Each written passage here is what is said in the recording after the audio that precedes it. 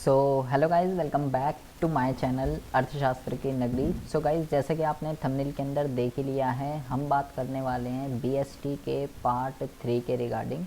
इससे प्रीवियस भाई मैं पार्ट ए का जो है वन शॉट वीडियो आपके लिए बना चुका हूँ, प्लेलिस्ट के अंदर और ऐड है। और जो पार्ट बी है, ध्यान से सुन लीजिए। पार्ट बी जो है, ये आपका फाइनेंशियल मैनेजमेंट वाली जो यूनिट है, यूनिट 9, उसकी वीडियो मैं पहले ही बना चुका था, तो वो मैंने प्लेलिस्ट में ऐड कर दी है।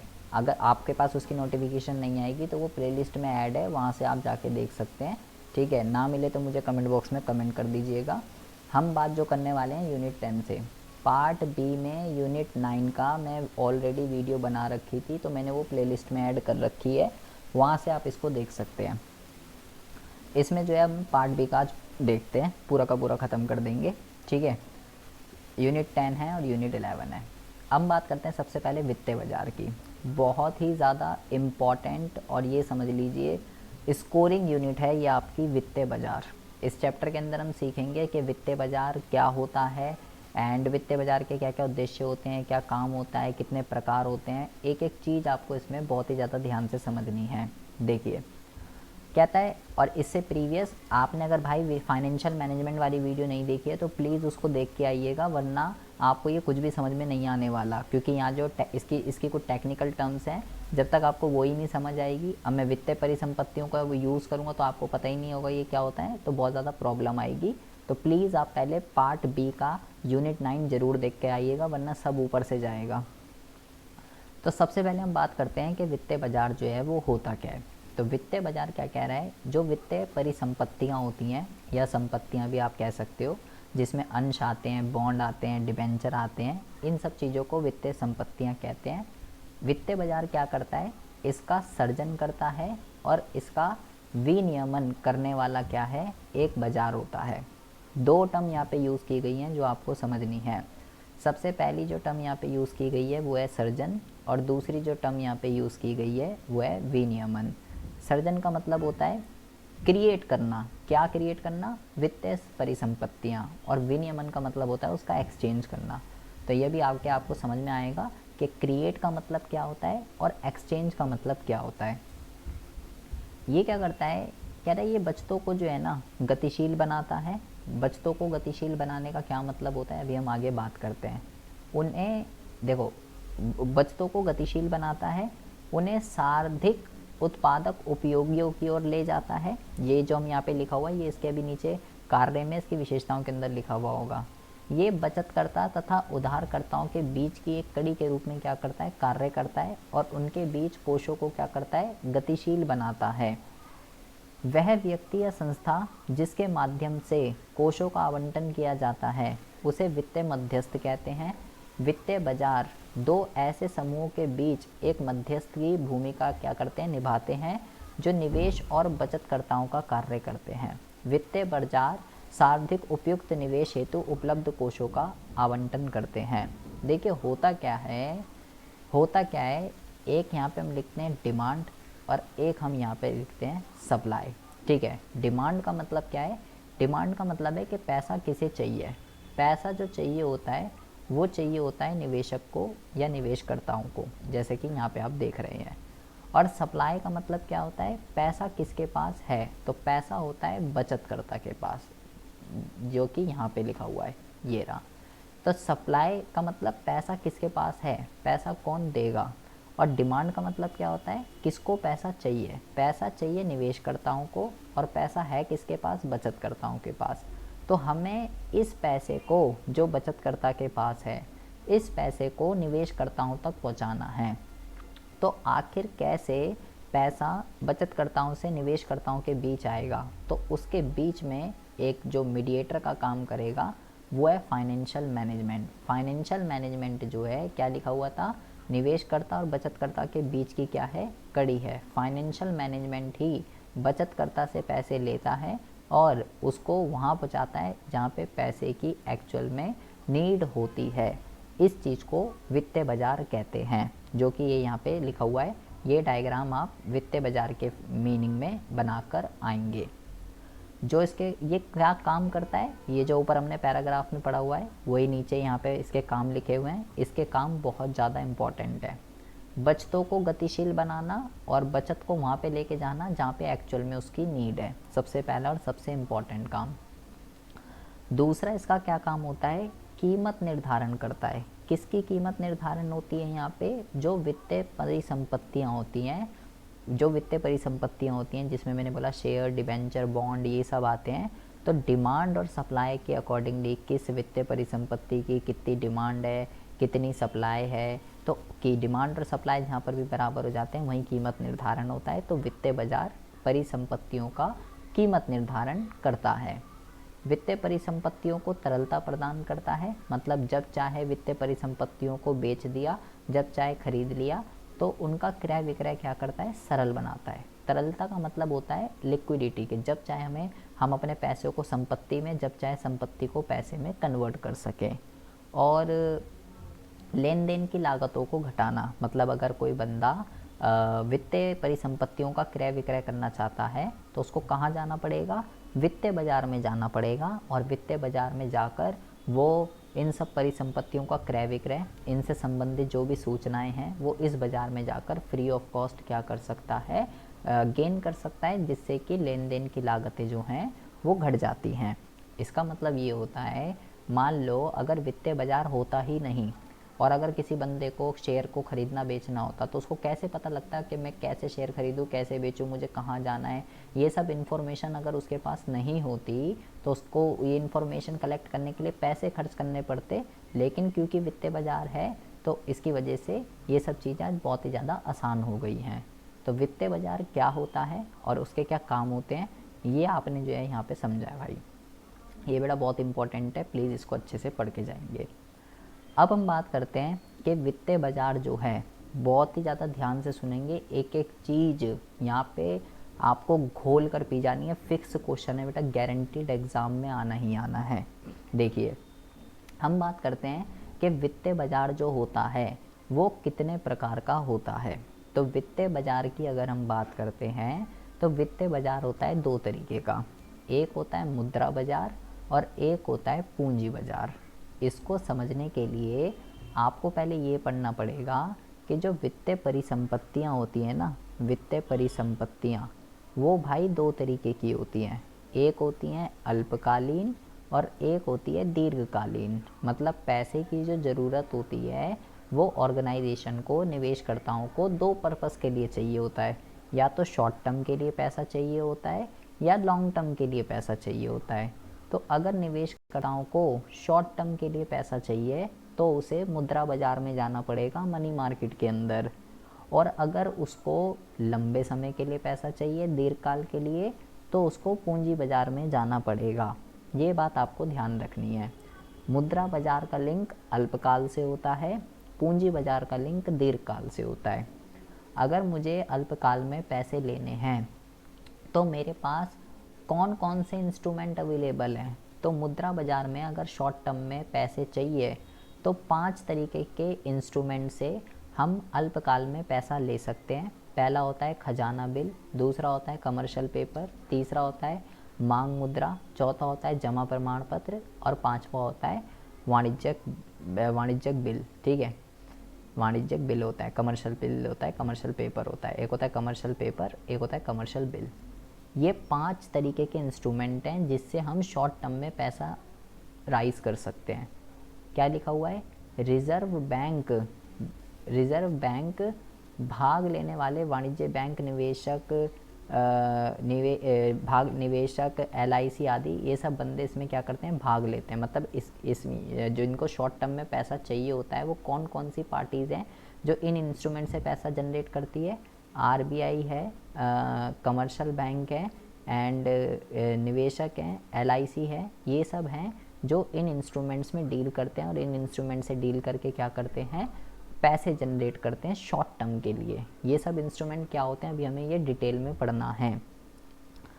इसी तरीके से अब हम बात करते हैं पूंजी बाज़ार की। अगर आपको लॉन्ग टर्म के लिए पैसा चाहिए तो आपको पूंजी बाज़ार में डील करना पड़ेगा। और पूंजी, अगर लॉन्ग टर्म के लिए आपको पैसा चाहिए तो भाई इसके जो इंस्ट्रूमेंट होते हैं, जैसे यहाँ इंस्ट्रूमेंट है तो ऐसे यहाँ पे भी इंस्ट्रूमेंट होते हैं। तो भाई इसके जो इंस्ट्रूमेंट होते हैं, इक्विटी शेयर जिसको समता अंश कहते हैं, प्रेफरेंस शेयर जिसको पूर्वाधिकार अंश कहते हैं, equity share, preference share, debenture, ये सब इसके इंस्ट्रूमेंट होते हैं। तो ये इक्विटी, प्रेफरेंस, डिबेंचर, ये सब क्या होता है, ये भाई मैं इसके यूनिट 9 में हम ऑलरेडी पढ़ चुके हैं फाइनेंशियल मैनेजमेंट वाले में, इसलिए मैं आपसे कह रहा हूँ प्लीज़ वो वीडियो ज़रूर देख कर आइएगा, वरना आपको कुछ भी समझ में नहीं आने वाला है। अब ये जो पूंजी बाज़ार होता है, मतलब मैं equity share, preference share, debenture, मैं इन सब की मदद से पूंजी बाज़ार में दीर्घकाल में फंड राइज कर सकता हूँ। और ये जो पूंजी बाज़ार होता है ये खुद दो तरीके का होता है। पहला होता है प्राथमिक, दूसरा होता है द्वितीयक।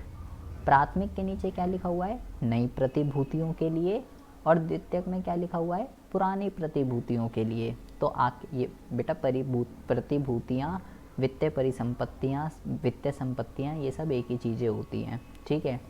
तो ये क्या होती है नई प्रतिभूति और क्या होती है पुरानी प्रतिभूति, ये भी हम बात करेंगे। किस चीज़ को प्राथमिक बाजार कहते हैं और किस चीज़ को द्वितीयक बाजार कहते हैं। इसके पार्टिसिपेंट्स कौन कौन है, मतलब कौन कौन डील करता है यहाँ पे, बैंक है, निवेशक है, भाग लेने वाले विदेशी निवेशक हैं, म्यूचुअल फंड है, ये सब इसमें भाग लेते हैं।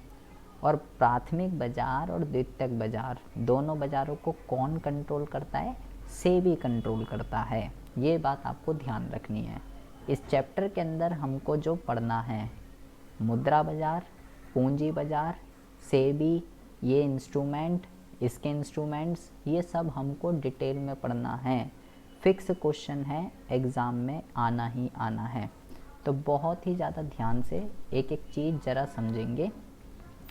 सबसे पहले हम बात करते हैं भाई मुद्रा बाज़ार की। मुद्रा बाज़ार क्या होता है, तो हमने क्या पढ़ा अभी, ये छोटी अवधियों की निधियों का बाज़ार है। अल्पकाल में अगर आपको पैसा चाहिए तो इस बाज़ार में आपको डील करनी पड़ेगी। इसकी जो मैच्योरिटी डेट होती है वो 1 वर्ष तक की ही होती है। 1 साल से ज़्यादा कोई भी सिक्योरिटी यहाँ पे डील नहीं होती है। इस बाज़ार के प्रमुख प्रतिभोगी कौन, मतलब पार्टिसिपेंट कौन कौन है, भारतीय रिजर्व बैंक, आरबीआई, ये बहुत इंपॉर्टेंट है। आपको एमसीक्यू क्वेश्चन बोल सकता है, कुछ भी पूछ सकता है कि इसमें से कौन सा मुद्रा बाज़ार से डील नहीं है, कौन सा पार्टिसिपेंट नहीं है, ध्यान से समझ लीजिए। आरबीआई, व्यापारिक बैंक, गैर बैंकिंग वित्तीय कंपनियां, राज्य सरकार, म्यूचुअल फंड, ये सब मुद्रा बाज़ार के पार्टिसिपेंट्स हैं। और इसके 5 इंस्ट्रूमेंट होते हैं जो आपको ध्यान से समझने हैं। एक एक चीज़ बेटा ये आपको लिख के, एक एक चीज़ आपको ध्यान से समझनी है। कौन से इंस्ट्रूमेंट का कितना टाइम पीरियड होता है, कितना इसका अमाउंट होता है, क्यों इसको ख़रीदा जाता है, ध्यान से समझ लीजिए। पहला जो इंस्ट्रूमेंट होता है इसको कहते हैं treasury bill, commercial treasury bill, कोषागार प्रपत्र और राजकोष, ये तीनों इसी के ही नाम हैं, ठीक है, ध्यान से समझेंगे। कौन इशू करता है इन्हें, केंद्रीय सरकार की तरफ से भारतीय रिजर्व बैंक आरबीआई जो है इसको जारी करता है। इसकी अवधि 1 साल से कम होती है, 1 साल से कम। सबसे इम्पॉर्टेंट बात, कौन इशू कर रहा है, आरबीआई। इन्हें अंकित मूल्य से कम पर जारी किया जाता है। आपको ये ध्यान देना है कि जो ट्रेजरी बिल होते हैं वो डिस्काउंट पर इशू किए जाते हैं। इसका मतलब क्या होता है अभी मैं आपको बताता हूँ, पर भुगतान के समय अंकित मूल्य दिया जाता है। तो इस लाइन का मतलब क्या होता है अभी मैं आपको बताता हूँ। और एक ट्रेजरी बिल जो है ना वो 25,000 रुपये के न्यूनतम मूल्य और इसके 25,000 का एक मिनिमम, जो ट्रेजरी बिल होता है वो 25,000 का होता है और इसके बहुगुणन में ही प्राप्त होता है, मतलब कि 25 के ही मल्टीपल में चलता है, 25, 50, 75, 100 ऐसा। ये एक विनिमय माध्य प्रलेख है जिनका स्वतंत्र हस्तांतरण किया जा सकता है। ध्यान से समझ लीजिएगा, एक एक वर्ड जहाँ अंडरलाइन कर रहा हूँ, ठीक है जी। इन्हें सुरक्षित निवेश समझा जाता है क्योंकि गवर्नमेंट इशू कर रही है। इन पर कोई भी ब्याज नहीं दिया जाता है, सबसे इम्पोर्टेंट बात, बल्कि कटौती पर जारी किए जाते हैं। ध्यान से सुनिए अभी क्या बोला इन्होंने। मान लीजिए एक ट्रेजरी बिल है जो कि कितने रुपए का है, जो कि भाई 25,000 रुपये का है, ठीक है। तो यहाँ पे क्या लिखा था, कटौती पर जारी किया जाता है इनको, कटौती पे। कटौती का मतलब होता है या अंकित मूल्य से कम पर, इसको कहते हैं डिस्काउंट। मतलब ये ट्रेजरी बिल अगर 25,000 रुपये का है तो इसको मान लो कितने में जारी किया गया, 30,500। इसको क्या बोलते हैं, इसको कहते हैं इसका अंकित मूल्य। ये इसका अंकित मूल्य है, ठीक है। तो मान लीजिए 25,000 का बिल है, तो 23,500 पे इसको जारी किया गया, 1,500 रुपये कम पे। तो ख़रीदने वाला इसको कितने पे खरीदेगा? 23,500। कितने पे खरीदेगा? खरीदेगा 23,500 पे। लेकिन जब बेचने की बारी आएगी, जब वो उसको बेचना चाहेगा, तो क्या लिखा हुआ था? भुगतान के समय अंकित मूल्य पर दिया जाएगा। जब बेचने की बारी आएगी तो बिकेगा बेटा 25,000 पर ही। खरीदा कितने में था? 23,500 में। बेचेगा कितने पे? 25,000 में। तो कितना फ़ायदा हो गया आपको? 1,500 रुपये का। तो इसमें अर्निंग किस तरीके से होती है ये आपने यहाँ पे समझा है। ठीक है जी। किसने जारी किया, अमाउंट कितना होता है, इसकी टाइम पीरियड क्या होता है, ये बातें आपको ध्यान रखनी है। डिस्काउंट पर इशू किए जाते हैं, ब्याज नहीं मिलता। अब हम बात करते हैं दूसरे की। दूसरा जो होता है इसको कहते हैं कमर्शियल पेपर। ये कल सबका टाइम पीरियड, ये मुद्रा बाजार के हैं तो सबका 1 साल से कम ही है। ठीक है। अल्पकालीन आरक्षित वचन पत्र होता है, जिन्हें कौन इशू करता है? विशाल और उधार पात्रता कंपनियों द्वारा अल्पकालिक आरक्षित बाजार दर से कम दर पर नकदी उगाने के लिए जारी किया जाता है। मतलब बड़ी कंपनियां, अच्छी गुडविल वाली बड़ी कंपनियां जो होती हैं ना, वो कमर्शियल पेपरों को इशू करती हैं। सबसे पहली बात तो आपको ये ध्यान रखना है। और क्या लिखा हुआ है? इसकी जो परिपक्वता की अवधि होती है, ध्यान से सुन लीजिए, 15 दिन से लेकर 15 दिन से लेकर 1 साल की होती है। ठीक है। मिनिमम 15, मैक्सिमम 1 साल। ये विनिमय साध्य एवं हस्तांतरणीय होते हैं। इनका प्रयोग किस लिए किया जाता है? ध्यान से सुन लीजिए, ये वर्ड जो लिखा हुआ है, कार्यशील पूंजी वर्किंग कैपिटल के लिए, मौसमी आवश्यकताओं के लिए, ब्रिज फाइनेंसिंग के लिए इनका जो है उपयोग किया जाता है। ये बात आपको ध्यान रखनी है। ठीक है। एक वर्ड मैं यहाँ पे आपको बता रहा हूँ जिसको हम कहते हैं फ्लोटिंग कॉस्ट। ठीक है। फ्लोटिंग कॉस्ट का मतलब क्या होता है? फ्लोटिंग कॉस्ट का मतलब होता है कि जब हम शेयर डिबेंचर वगैरह इशू जो करते हैं ना, तो जो भी खर्चे आते हैं इन सब इंस्ट्रूमेंट को इशू करते टाइम, उसको फ्लोटेशन कॉस्ट कहते हैं। ठीक है। तो क्या होता है फ्लोटेशन कॉस्ट? जो शेयर डिबेंचर इशू करते टाइम जो खर्चे आते हैं। तो आपको ये ध्यान रखना है, ये लिख के आता है एग्ज़ाम में, इसलिए मैं आपको बता रहा हूँ। अगर कंपनी के पास फ्लोटेशन कॉस्ट को कवर करने के लिए पैसे नहीं है तो वो कमर्शियल पेपर को इशू कर सकती है। ये ध्यान रखना है, यहाँ लिखा हुआ नहीं है। कमर्शियल फ्लोटेशन कॉस्ट भी इसी का ही एग्जांपल है। फ्लोटेशन कॉस्ट के लिए अगर पैसे नहीं है तो वो ये यूज़ कर सकती है। और क्या ध्यान रखना है? ये वाली लाइन, ये बहुत इंपॉर्टेंट है। विशाल बड़ी कंपनियाँ और अच्छी गुडविल वाली कंपनियाँ इसको इशू करती हैं। अब हम बात करते हैं तीसरी, मांग मुद्रा। कॉल मनी जो है, डिमांड कॉल मनी जो है क्या होती है देखिए, इसको शीर्ष अवधि द्रव्य भी कहते हैं। क्या लिखा हुआ है?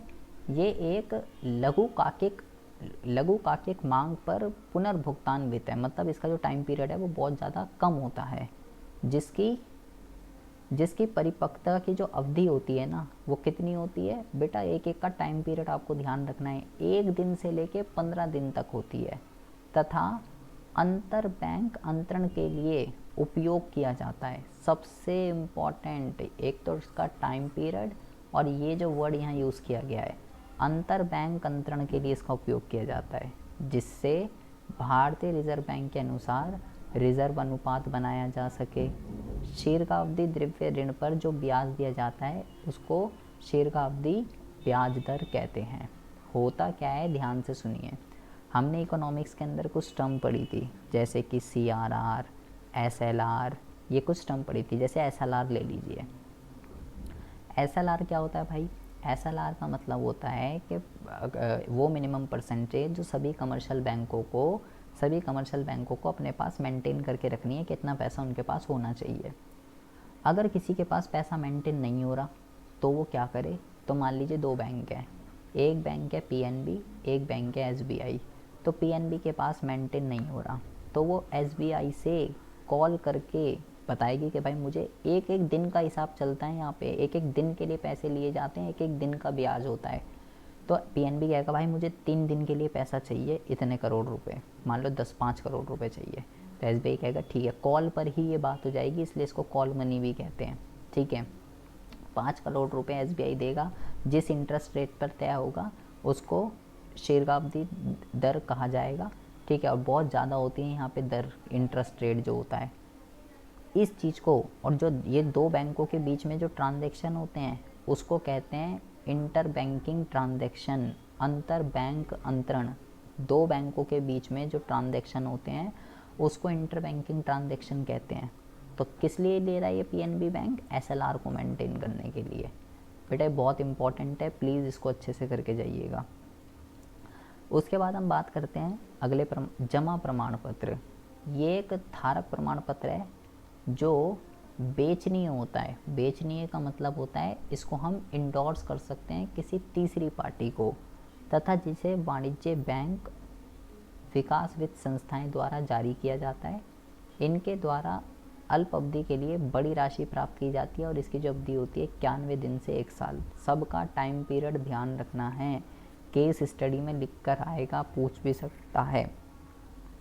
कमर्शियल बिल लास्ट, ये वही है जो हम अपना बिल ऑफ एक्सचेंज के अंदर पढ़कर आते हैं, सारा का सारा जो हमने क्लास 11 में बिल ऑफ एक्सचेंज पढ़ा है।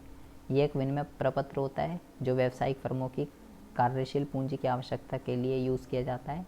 उधार विक्रय की दिशा में इसका उपयोग किया जाता है। विक्रेता द्वारा क्रेता पर लिखा जाता है।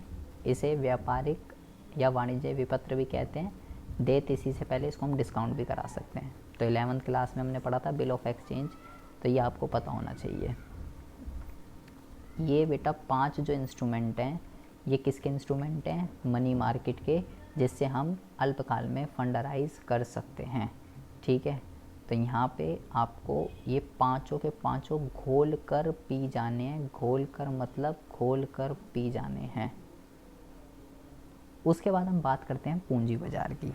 पूंजी बाजार क्या होता है? बोला दीर्घकालीन प्रतिभूतियों में, जैसे कि ऋण पत्र को डिबेंचर कहते हैं और अंशपत्र को शेयर कहते हैं। शेयर और डिबेंचर इसके दो इंस्ट्रूमेंट हैं, जैसे उसके थे 5, इसके 2 हैं।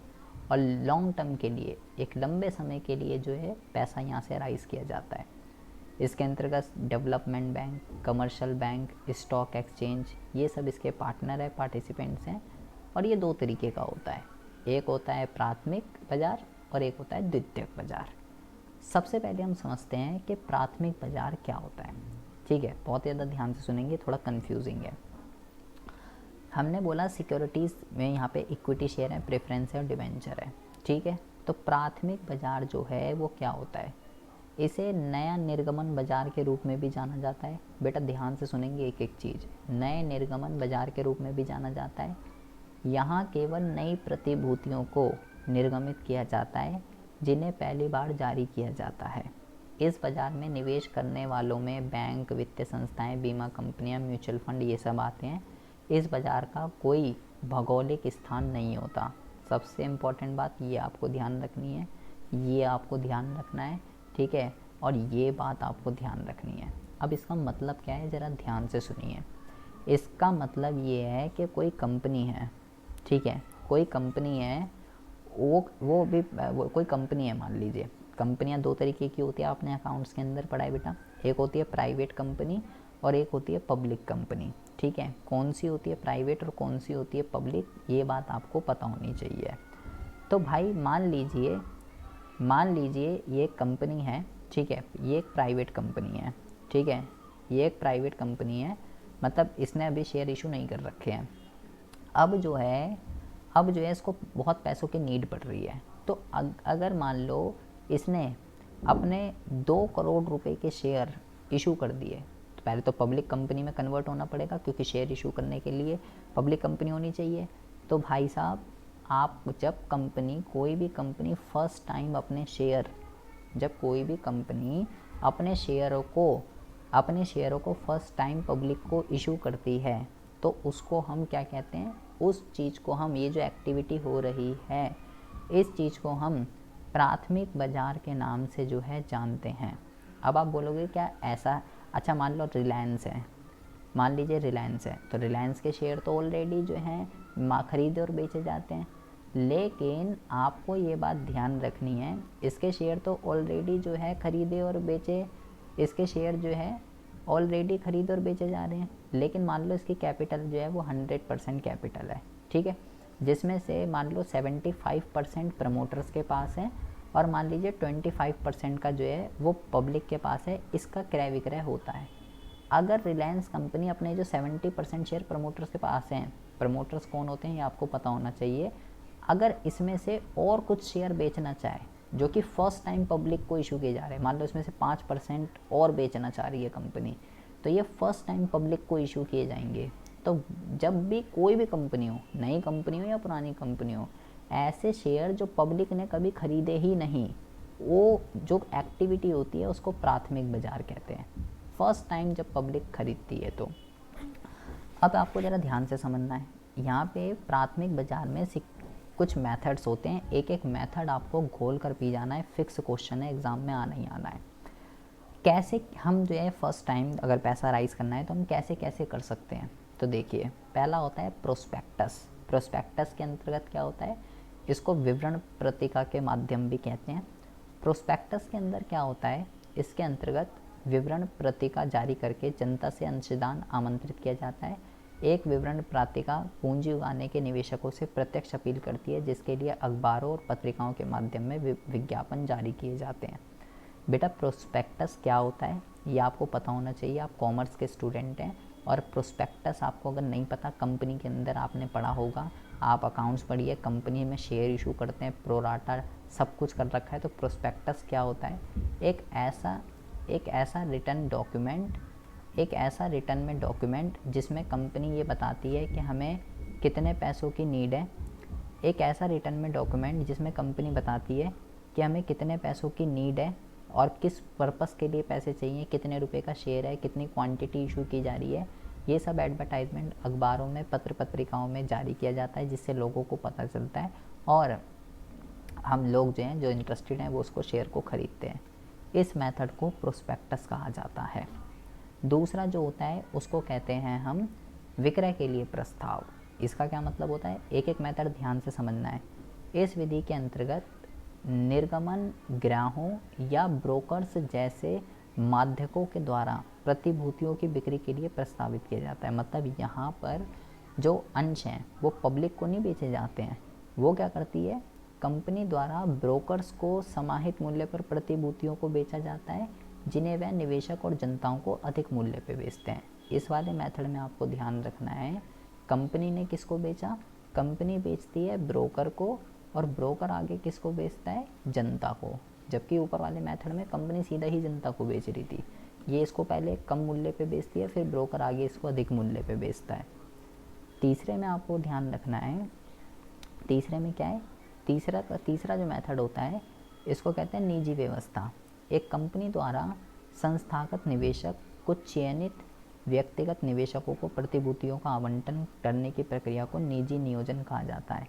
इसमें बेटा पब्लिक को शेयर नहीं बेचे जाते हैं, इसमें कुछ संस्थागत निवेशक या कुछ चयनित व्यक्तिगत निवेशक किसी पर्टिकुलर संस्थागत, किसी पर्टिकुलर इंस्टीट्यूशनल इन्वेस्टर को या किसी पर्टिकुलर इन्वेस्टर को बेचा जाता है, सबको इशू नहीं किए जाते। ये बात आपको ध्यान रखनी है।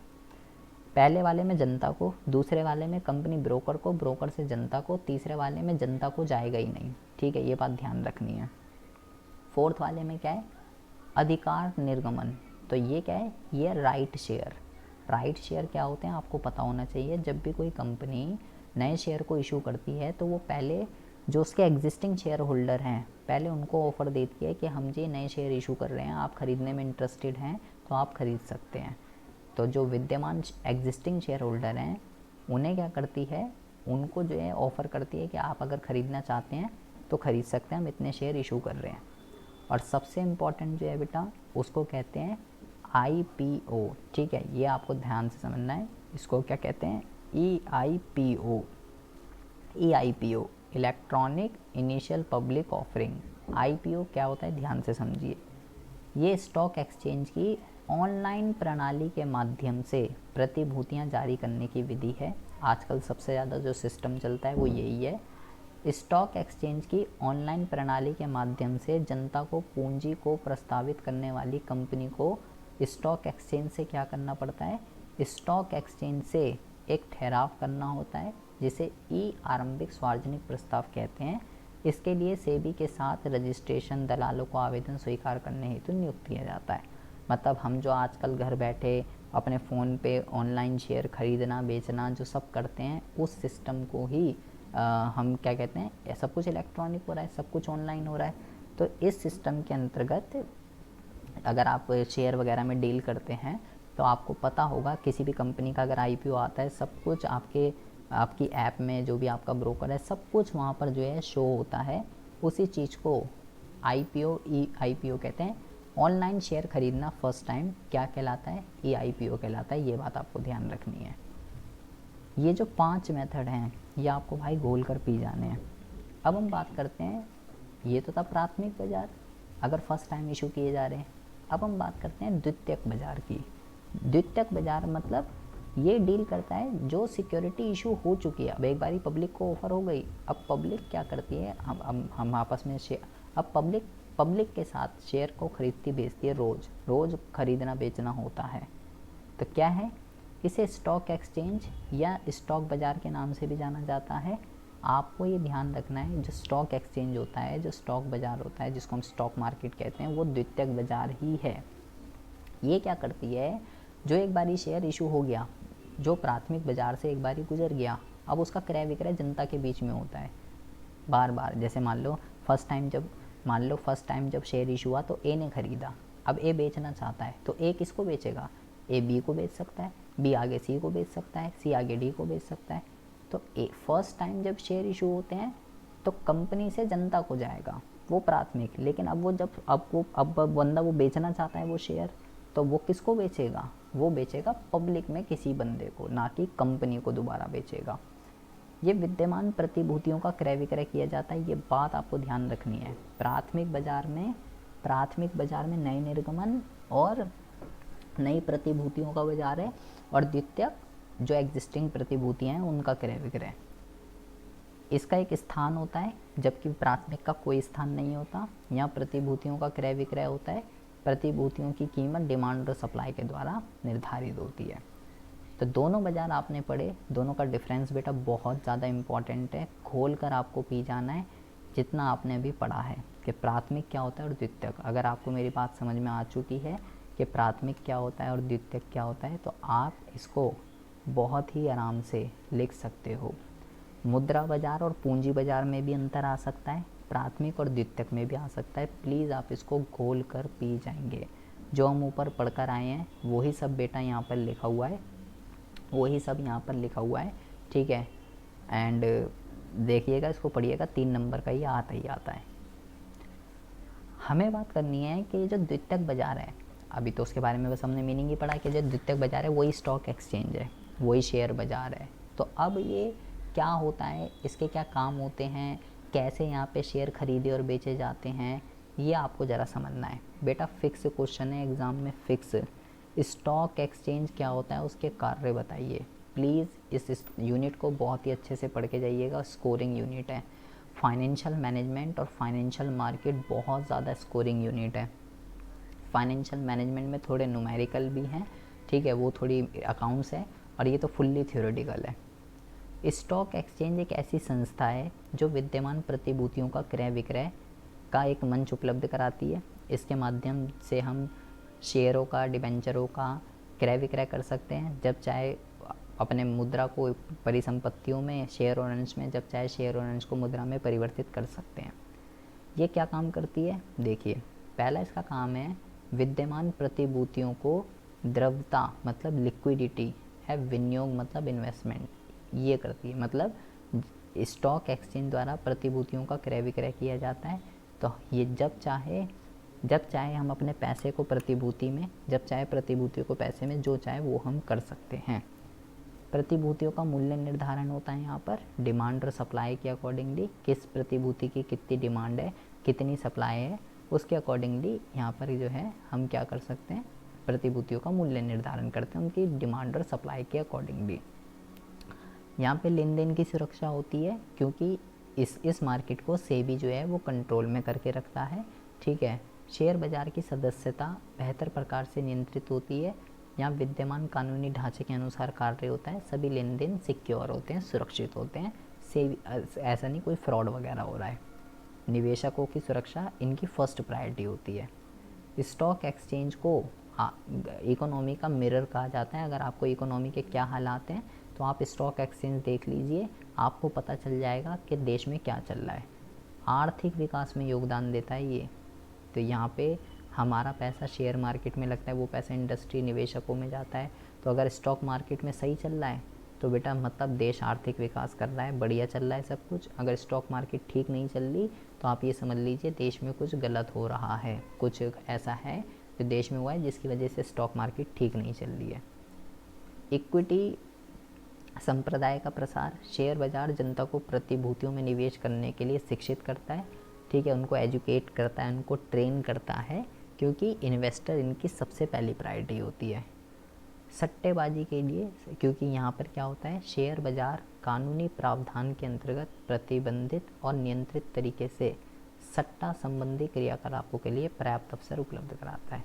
जैसे आपने सुना होगा कि भाई ये तो सट्टा है, ये तो सट्टा है, तो ये क्या है, एक लीगल सट्टा है, ये आप कह सकते हो। तो शेयर बाजार ये फैसिलिटी उपलब्ध कराता है। ये 6 काम बेटा आपको घोल कर पी जाने, और 6 नंबर का क्वेश्चन है, ये एग्ज़ाम में आता ही आता है। आपको ये ध्यान रखना है 2 तरीके के स्टॉक एक्सचेंज है हमारे, जो सबसे बड़े हैं तो बहुत सारे, लेकिन 2 आपको सबसे ज़्यादा ध्यान रखने हैं। पहला है बॉम्बे स्टॉक एक्सचेंज और दूसरा है नेशनल स्टॉक एक्सचेंज। ये भारत के जो हैं 2 सबसे बड़े जो हैं स्टॉक एक्सचेंज हैं। ये आपसे पूछा जा सकता है MCQ वगैरह में, असर्शन रीज़न में। अब इस बाज़ार में कैसे, हमने बोला यहाँ पे शेयरों का ख़रीदना बेचना होता है। कैसे होता है शेयरों को ख़रीदना बेचना, लोग आपस में कैसे शेयर खरीदते बेचते हैं, अगर मुझे करना है तो कैसे होगा, क्या होता है, कैसे मैं शेयर खरीदूँ बेचूँ, क्या प्रक्रिया है। तो ये 3 नंबर का क्वेश्चन फिक्स है, एग्ज़ाम में आता ही आता है। बहुत ही ज़्यादा ध्यान से सुनेंगे कि कैसे शेयर खरीदे और बेचे जाते हैं। सबसे पहले आपको अगर शेयर खरीदने बेचने हैं तो सबसे पहले आपको एक दलाल का चयन करना पड़ेगा। दलाल कौन है, स्टॉक एक्सचेंज पर लेन देन करने के लिए सबसे पहले दलाल का चयन करना पड़ता है, जो स्टॉक एक्सचेंज का सदस्य होता है, क्योंकि स्टॉक एक्सचेंज पर लेन देन का वही अधिकारित होते हैं, मतलब उसी के हम के दलाल की मदद से ही स्टॉक एक्सचेंज पे शेयर खरीद और बेच सकते हैं। जैसे आप देखते हो, जैसे ग्रो है, अपस्टॉक है, ज़ीरोधा है, एंजल वन है, कई सारे ऐसे नाम आपने टीवी पे भी आजकल ऐड आते हैं। तो ये सब क्या हैं, ये सब ब्रोकर्स हैं जिनकी मदद से हम क्या कर सकते हैं, स्टॉक एक्सचेंज में इनमें आप अपना डीमेट अकाउंट खाता खोल के हम क्या कर सकते हैं। डीमेट अकाउंट क्या होता है ये भी हम आगे पढ़ेंगे। तो डीमेट खाता खोल के क्या होता है, अपना शेयरों को ख़रीद बेच सकते हैं। यहाँ पे दूसरा स्टेप क्या है, जब हमने दलाल चुन लिया कि मान लो मैंने बोला मुझे जो है ग्रो ऐप पे अपना खाता खुलवाना है, ग्रो मेरा दलाल है, तो मैं फिर ग्रो के अंदर अपना डीमेट खाता खोलूँगा। तो ये क्या होता है डीमेट खाता, ये भी आगे आएगा। एक होता है बैंक अकाउंट, एक होता है डीमेट अकाउंट। बैंक अकाउंट पैसों का लेन देन है, और डीमेट अकाउंट शेयर खरीदने बेचने के लिए जो अकाउंट खुलता है, क्योंकि ऑनलाइन फैसिलिटी है तो कुछ तो होगा ना, तो शेयर ऑनलाइन अगर ख़रीदने बेचने हैं तो आपको डीमेट अकाउंट जो है खुलवाना पड़ता है। ठीक है जी, अकाउंट खुल गया। एक बार ही आपका अकाउंट खुल गया तो अब आप रेडी हैं शेयर खरीदने बेचने के लिए। अब आप क्या कर सकते हो, अब क्या लिखा हुआ है, आदेश देना। अब आपका अकाउंट खुल गया, अब आपके पास उस ब्रोकर की ऑनलाइन पूरी ऐप होगी, उस ऐप के अंदर जाकर आपको जिस कंपनी के जितने शेयर जिस प्राइस पे ख़रीदने हैं आप जो है ऑर्डर दे सकते हो, ख़रीदना है बेचना है क्या करना है। वो क्या करेगा, आपका दलाल आदेश निष्पादन, दलाल के द्वारा निवेशक के आदेश के अनुसार प्रतिभूतियों का क्रय विक्रय किया जाता है।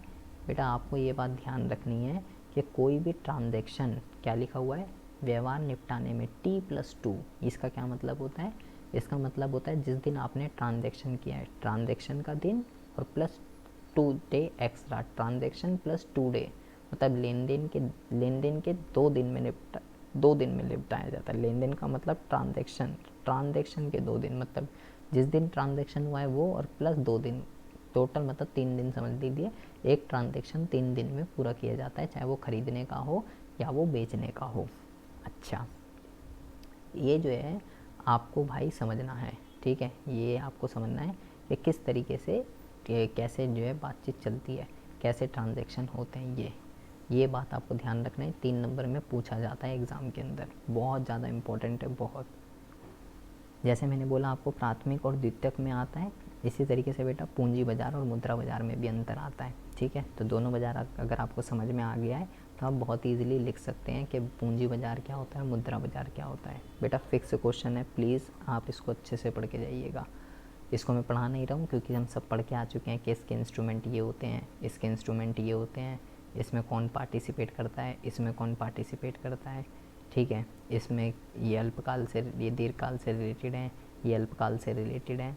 तो अगर आपको पीछे की सारी रामायण कथा समझ में आ गई है तो आप इसको बहुत ही आराम से लिख सकते हैं। ये कम तरल होते हैं क्योंकि दीर्घकाल से संबंधित है, ये अधिक तरल होते हैं क्योंकि अल्पकाल से संबंधित है, ये अधिक जोखिम वाले होते हैं, ये कम जोखिम वाले होते हैं। ये सब आप इसमें लिख सकते हैं। अब मैंने ऊपर बोला कि अगर आपको भाई पहले दलाल के पास डीमेट अकाउंट खुलवाना पड़ेगा, दलाल के पास डीमेट अकाउंट खुलवाना पड़ेगा आपको अगर आपको शेयर खरीदने बेचने ऑनलाइन। तो अब ज़रा ध्यान से समझेंगे ये डीमेट अकाउंट क्या होता है, ये डिपॉजिटरी सेवाएं क्या है।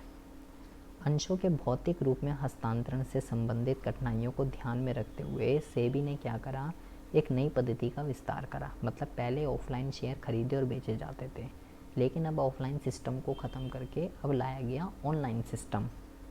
ऑनलाइन सिस्टम के अंतर्गत सेबी ने क्या करा कि कैसे होगा, उसके लिए डीमेट अकाउंट खुलवाइए किसी भी दलाल के पास और शेयर खरीद और बेच सकते हैं। इसके अंतर्गत शेयरों की ट्रेडिंग इलेक्ट्रॉनिक रूप में हो सकती थी। डिपॉजिटरी सेवा और डीमेट खाता इसी के क्या है, आधार है।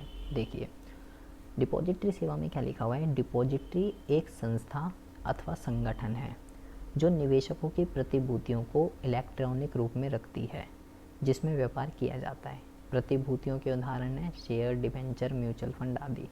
ये क्या होती है डिपॉजिटरी, एक संस्था। तो आपको ये ध्यान रखना है, देखिए बहुत ही ज़्यादा ध्यान से सुनेंगे। एक डिपॉजिटरी द्वारा प्रदान की गई सेवाओं को डिपॉजिटरी सर्विस कहते हैं। दो तरीके की डिपॉजिटरी है इंडिया के अंदर। पहली कौन सी है, national security depository limited NSDL, और दूसरी कौन सी है, central depository service limited CDSL। Bharat में ये दो डिपॉजिटरी हैं। देखो चार बंदे होते हैं। पहला जो होता है वो होता है डिपॉजिटरी, ठीक है। दूसरा जो होता है वो होता है आपके दलाल, ठीक है। तीसरा जो होता है वो होता है निवेशक, और चौथा जो होता है वो होता है कंपनी, ठीक है। ये बात ध्यान रखनी है। डिपॉजिटरी क्या करती है, किसी भी कंपनी के शेयर को क्या करती है, इलेक्ट्रॉनिक रूप में रखती है, इलेक्ट्रॉनिक रूप में, ठीक है। शेयर किसके पास होते हैं, डिपॉजिटरी के पास, इलेक्ट्रॉनिक फॉर्म में रखती है ये। अच्छा, अब हम क्या करते हैं, हम अपने अकाउंट यहाँ खुलवाते हैं निवेशक के पास, और ये दलाल हमें जो भी शेयर खरीदने बेचने होते हैं वो डिपॉजिटरी के साथ इसका कनेक्शन होता है, और हम इसको कमांड देते हैं दलाल को, और दलाल हमारे लिए शेयर खरीदता और बेचता है। तो क्या क्या डिपॉजिटरी सर्विस प्रदान करती है, देखिए डिपॉजिटरी क्या क्या करती है। तो यहाँ पे लिखा हुआ है डीमटेरियलाइजेशन, जिस पर क्या लिखा हुआ है, डीमेट। तो मैंने बोला डीमेट अकाउंट खुलवाना पड़ता है आपको। डीमेट की पूरा नाम क्या है, डीमटेरियलाइजेशन, ये ध्यान रखना है आपको। ये खाता किस लिए खुलवाया जाता है, प्रतिभूतियों का अगर हमें इलेक्ट्रॉनिक रूप में परिवर्तन करना है उसके लिए। और दूसरा क्या है, दूसरा लिखा हुआ है बेटा रीमटेरियलाइजेशन। एक होता है डीमटेरियलाइजेशन, एक होता है रीमटेरियलाइजेशन। एक होता है डीमेट, एक होता है रीमेट, ठीक है। इसको क्या कहते हैं, डीमेट के विपरीत अथवा इलेक्ट्रॉनिक प्रतिभूतियों से भौतिक, अगर आपको भौतिक प्रमाण पत्र को इलेक्ट्रॉनिक में कन्वर्ट करना है तो डीमेट खाता खुलता है, वो भी ये सर्विस उपलब्ध कराता है। और अगर आपको जो इलेक्ट्रॉनिक है उसे फिजिकल में कन्वर्ट कराना है तो आपको रीमेट खाता खुलवाना पड़ेगा। तो हमारे को पढ़ना क्या है, हमारे को डीमेट पढ़ना है, क्योंकि अब तो सब ऑनलाइन होता है, ये अब कोई फैसिलिटी नहीं है, ठीक है। लेकिन दोनों खाते कौन खोलता है, ये डिपॉजिटरी खोलती है। प्रतिभूतियों के स्वामित्व का सुविधाजनक हस्तांतरण, मतलब प्रतिभूतियों को हम इजीली खरीद बेच सकें, और स्टॉक एक्सचेंज से जितनी भी ट्रेडिंग वगैरह होती है उसको देखता है। ये आपको इतना इम्पोर्टेंट नहीं है, ठीक है। आप इस टॉपिक को चाहे तो काट सकते हो, लेकिन ये आपको पढ़ना ही पढ़ना है कि डीमेट अकाउंट क्या होता है और इसका नाम डीमटेरियलाइजेशन है। ये बात आपको पता होनी चाहिए और ये एग्ज़ाम में पूछा जाता है बेटा कि कौन सी दो भारत के अंदर डिपॉजिटरी है, NSDL का पूरा नाम क्या है, CDSL का पूरा नाम क्या है। तो ये आप जो है बहुत ही अच्छे से पढ़कर जाएंगे। देखिए मैंने बोला इसके अंदर 4 बंदे होते हैं। पहला डिपॉजिटरी, दूसरा डिपॉजिटरी पार्टिसिपेंट, तीसरा निवेशक और चौथा कंपनी। डिपॉजिटरी कौन है? NSDL और CDSL, जो क्या करती है, अंशों को इलेक्ट्रॉनिक फॉर्म में रखती है। डिपॉजिटरी पार्टिसिपेंट, ये डिपॉजिटरी के 4 वो हैं पार्टी। डिपॉजिटरी पार्टिसिपेंट कौन है? ये वो दलाल है जिनने आपका अकाउंट खोला है, डीमेट अकाउंट। निवेशक कौन है? वो व्यक्ति जो शेयर खरीदना और बेचना चाहता है, और कंपनी जो शेयर को इशू करना चाहती है। तो ये 4 बंदे होते हैं जिनकी मदद से ऑनलाइन ट्रेडिंग जो है वो पॉसिबल हो पाती है। ये इम्पॉर्टेंट है, आपको ध्यान रखिएगा ऑनलाइन ट्रेडिंग में पार्टिसिपेंट कौन कौन होते हैं। अब हम बात करते हैं कि ये जो सेबी ये जो ऑनलाइन फैसिलिटी लाया है कि ऑनलाइन शेयर खरीदो बेचो, इसके क्या फ़ायदे होते हैं ऑनलाइन शेयर खरीदने बेचने के। देखिए इससे पहले ऑफलाइन होता था लेकिन अब ऑनलाइन है, तो इससे क्या होगा, किसी भी स्टॉक एक्सचेंज पर किसी भी कंपनी के शेयरों की खरीद और बिक्री हो सकती है। टाइम की बचत होगी, कोई डॉक्यूमेंट वगैरह कुछ नहीं लगेगा, आसानी से इजीली आप ट्रेड कर सकते हो। सब कुछ ट्रांसपेरेंसी रहती है ट्रांजैक्शन के अंदर, सेफ्टी रहती है, ठीक है। एंड फिज़िकली आपको होने की ज़रूरत नहीं है, फ़ोन पे आप एक क्लिक में शेयर खरीद सकते हो, एक क्लिक में आप शेयर बेच सकते हो। ये सब फ़ायदे हैं ऑनलाइन ट्रेडिंग के, ये बहुत इम्पॉर्टेंट है, प्लीज़ इसको आप अच्छे से पढ़ के जाइएगा। डीमेट खाता क्या होता है, ये आपको अब यहाँ पे समझा रहा है कि जी डीमेट खाता क्या होता है। डीमेट खाता डीमटेरियलाइजेशन खाते का संक्षिप्त नाम है, ठीक है। डीमेट खाते से अभिप्राय खाते से है जो भारतीय नागरिक इलेक्ट्रॉनिक रूप से प्रतिभूतियों में व्यवहार करने के लिए जो डिपॉजिटरी भागीदार होते हैं, कोई भी दलाल जो है आपका, वो आपका अकाउंट खोलता है जिसके द्वारा वो विभिन्न कंपनियों के शेयर को खरीद और बेच सकता है इलेक्ट्रॉनिक फॉर्म में। तो डीमेट खाते के ऊपर सेपरेट क्वेश्चन पूछा जाता है कि डीमेट खाता क्या होता है, इसके फ़ायदे बताइए, ठीक है। डीमेट खाता क्या है, यहाँ सब लिखा हुआ है। तो इसके फ़ायदे क्या होंगे, वही हैं जो डिपॉजिटरी सेवा के हैं। कोई कागजी कार्यवाही नहीं होती, आसानी से शेयरों के चोरी होना, क्षति होना, ये देरी होना, ये सब ख़त्म हो जाता है, ठीक है। स्टैंप ड्यूटी जो है ये नहीं लगती है। पहले ऑफलाइन सिस्टम में सब कुछ होता था लेकिन अब ऐसा कुछ भी नहीं होता है। प्रतिभूतियों का तुरंत हस्तांतरण हो सकता है, सेटलमेंट जल्दी होती है, ठीक है। कहीं से भी हम जो है ट्रेडिंग कर सकते हैं। तो इजी आप कुछ भी यहाँ से पढ़ सकते हो। और बेटा बहुत इम्पॉर्टेंट है, बहुत ज़्यादा, जो भी आपको सही लगे अपने 4-5 कि डीमेट खाता, ऑनलाइन डीमेट खाता खुलवाने, ऑनलाइन ट्रेडिंग करने के क्या क्या फ़ायदे होते हैं, ये है। अच्छा, ये नहीं पढ़ना आपको डीमेट खाता खोलने की प्रक्रिया, ये नहीं पढ़ना, ठीक है। हमें जो पढ़ना है, हमें पढ़ना है ये सेबी। हमने अभी पीछे पढ़ के आए थे कि जो प्राथमिक बाज़ार और जो द्वितीयक बाज़ार होता है उसको सेबी कंट्रोल में करके रखता है, ठीक है। तो सेबी क्या है, सेबी क्या काम करता है, ये आपसे एग्ज़ाम में पूछा जाएगा। भारत सरकार ने सेबी की स्थापना कब हुई है, प्लीज़ इसको आप ध्यान रखिएगा। 12 अप्रैल 1990 को एक प्रशासनिक निकाय के रूप में की थी, जिसके द्वारा प्रतिभूति बाजार के नियमित एवं स्वस्थ वृद्धि और निवेशकों की सुरक्षा को बढ़ावा देना हो सके। पर 30 जनवरी 1992 को सेबी को एक अध्यादेश के द्वारा वैधानिक निकाय का दर्जा दिया गया। बाद में संसद के अधिनियम के रूप में सेबी अधिनियम के रूप में सेबी अधिनियम 1992 में बदल गया। सेबी के मुद्दे के उद्देश्य मतलब कि इस्टेब्लिश ये 12 अप्रैल 1982 में हो गया था, लेकिन इसको प्रॉपर स्टॉक एक्सचेंज का देख रेख का कि तुम ही आज से स्टॉक एक्सचेंज को देखोगे, वो 30 अप्रैल 1992 को इसको दिया गया था दर्जा। ये बात आपको ध्यान रखनी है। सेबी का पूरा नाम क्या है, भारतीय प्रतिभूति और विनिमय बोर्ड, ये इसका पूरा नाम है। इसके उद्देश्य क्या होते हैं, घोल कर आप पी जाएंगे इसके उद्देश्य और इसके कार्य। इसके उद्देश्य की अगर हम बात करें तो ये क्या करता है, शेयर बाज़ार और प्रतिभूति उद्योगों को विनियमित करना, ठीक है, और उनकी क्रियाशीलता को बढ़ाता है, निवेशकों को सुरक्षा प्रदान करता है और व्यापार दुराचारों को रोकने के लिए पूंजी बाजार को अधिक प्रतिस्पर्धा और पेशेवर बनाना, मतलब कुछ गलत ना होने देना। ये 3 तरीके के इसके उद्देश्य हैं। आप उद्देश्य चाहो तो छोड़ सकते हो, उद्देश्य एग्ज़ाम में आने नहीं है। इसमें जो एग्ज़ाम में आना है वो आना है इसके कार्य। इसके कार्य आपको घोल कर पी जाने हैं, घोल कर। जो सेबी के कार्य होते हैं, फिक्स क्वेश्चन है बेटा, फिक्स आएंगे ही आएंगे एग्ज़ाम के अंदर। सेबी के कार्य को हम जितने भी ये काम करता है उसको हम 3 जगह बांट सकते हैं। पहला जो होता है उसको हम कहते हैं विनियामक कार्य, दूसरा होता है विकासात्मक कार्य, तीसरा होता है संरक्षात्मक कार्य। विनियामक का मतलब क्या होता है? इसका ऐसे कार्यों से है जो स्टॉक एक्सचेंज के नियमन और नियंत्रण के लिए किए जाते हैं। विकासात्मक जो स्टॉक एक्सचेंज के विकास के लिए किए जाते हैं, और संरक्षात्मक जो सिक्योरिटी के लिए किए जाते हैं निवेशकों की। तो क्या क्या काम होते हैं वो यहाँ पे लिखे हुए हैं, ये देखिए, बहुत ही ज़्यादा ध्यान से सुनेंगे। ये लिखे हुए हैं विकासात्मक कार्य, ये लिखे हुए हैं आपका, ये लिखे हुए हैं विनियामक, ये विकास, और ये संरक्षात्मक। ठीक है, ये सब यहाँ पे लिखे हुए हैं बेटा। ये जो पिक्चर यहाँ बनी हुई है ना, ये आप समझ लीजिए अपने भेजे में फिट कर लीजिए। 6 नंबर हैं ये आपके लिए, 6 नंबर फिट कर लीजिए आप अपने भेजे में। इसको घर से ही लिख के लेके जा सकते हो, फिक्स क्वेश्चन है, फिक्स। विनियामक में क्या करता है?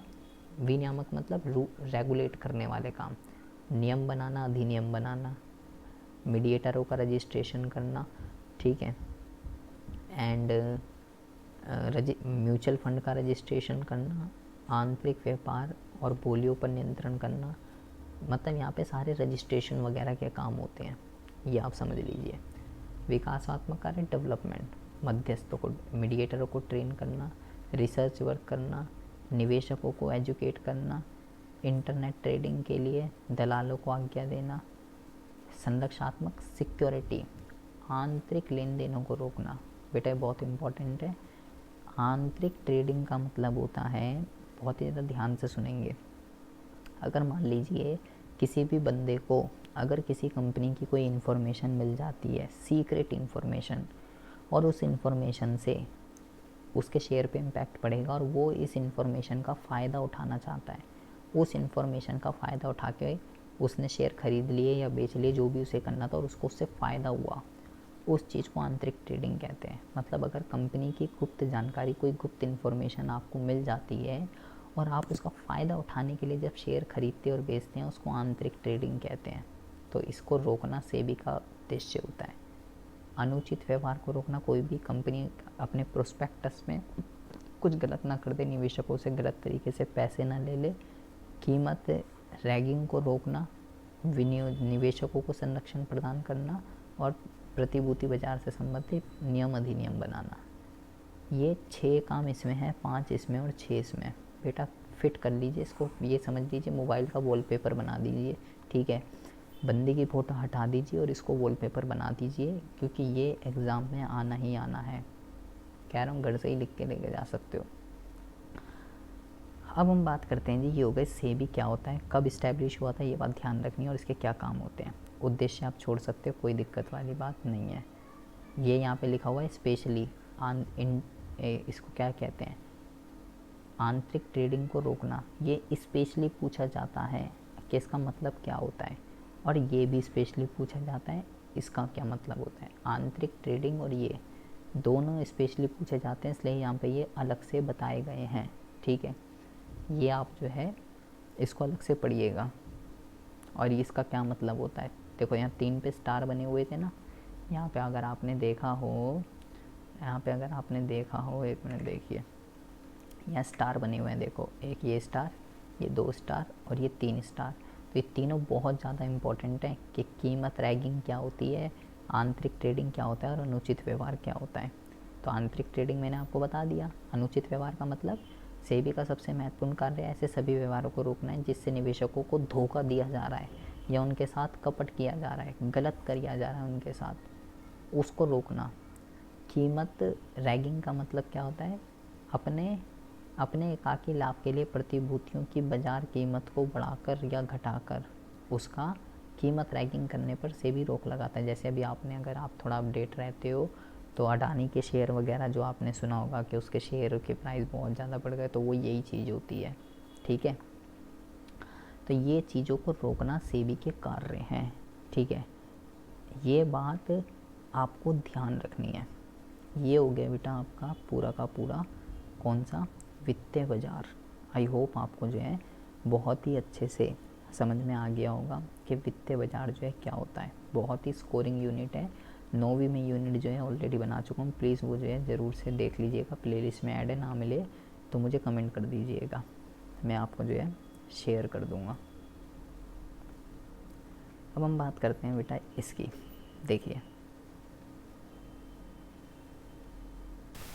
चलिए जी, अब हम बात करते हैं कोर इम्पोर्टेंट और स्कोरिंग यूनिट के रिगार्डिंग। विपणन प्रबंध। विपणन प्रबंध का मतलब क्या है?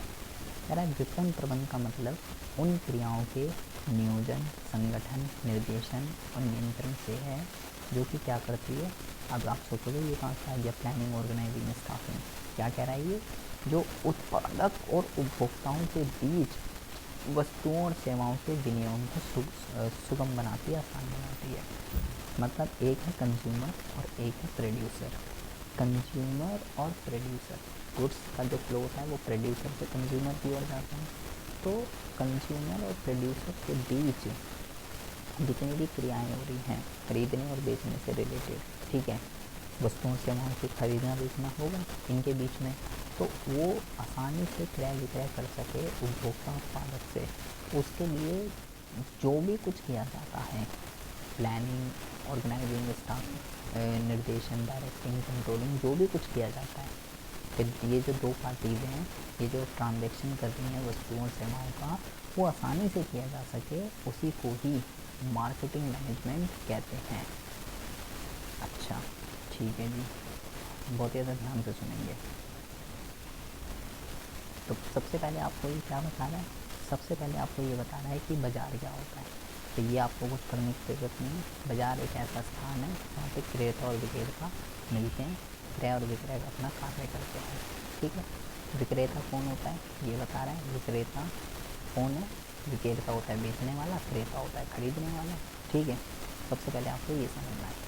उसके बाद में पहले उसने समझाया बाज़ार क्या होता है, फिर उसने समझाया विक्रेता कौन होता है। अब वो आपको समझा रहा है सबसे पहले कि मार्केटिंग का क्या मतलब होता है।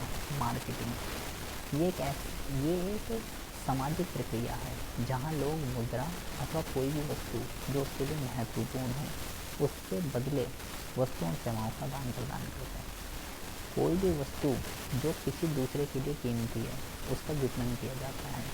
भौतिक उत्पाद, सेवाएं, व्यक्ति, स्थान, बेटा ये चीज़ें बहुत ज़्यादा ध्यान रखनी है, ये चीज़ें एग्ज़ाम में पूछी जाती हैं, ठीक है। मतलब केवल वस्तुओं और सेवाओं का क्रय विक्रय नहीं होता है, किस चीज़ का क्रय विक्रय होता है ये आप देख लीजिए।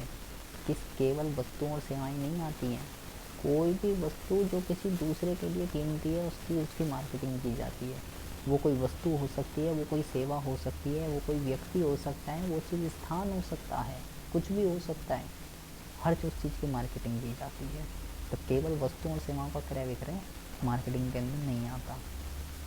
अच्छा, अब मार्केटिंग की कुछ विशेषताएं होती हैं जो कि यहाँ पे लिखी हुई हैं। विशेषता आप जो है विशेषता आप छोड़ सकते हो, ठीक है, हमें विशेषता वगैरह नहीं पढ़नी है। हमें क्या पढ़ना है इसके अंदर, हमें इसके अंदर जो पढ़ना है, हमें इसके अंदर जो पढ़ना है, एक मिनट रुकिए ज़रा,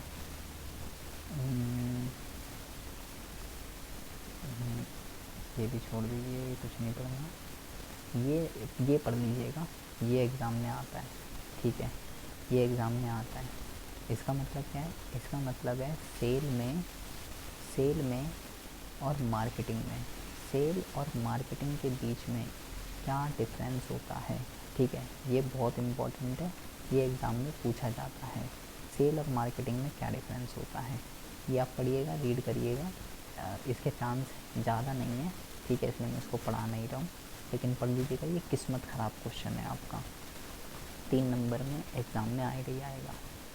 हमें इसके अंदर क्या पढ़ना है, हमें इसके अंदर जो टॉपिक पढ़ना है, जो बेटा आएगा ही आएगा, वो है ये विपणन प्रबंध दर्शन, इसका क्या मतलब है? विपणन प्रबंध दर्शन, देखिए इसमें जो है ना 5 तरीके की फ़िलॉसफीज़ होती हैं। क्या होती हैं? 5 तरीके की फ़िलॉसफीज़ होती हैं। फ़िलॉसफीज़ का मतलब क्या होता है?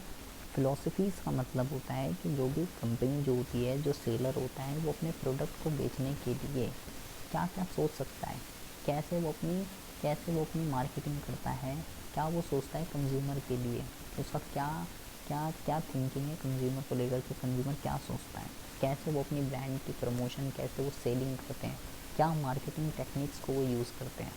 तो 5 फ़िलॉसफीज़ होती हैं जिसमें से फिक्स है ये एग्ज़ाम में आनी ही आनी है।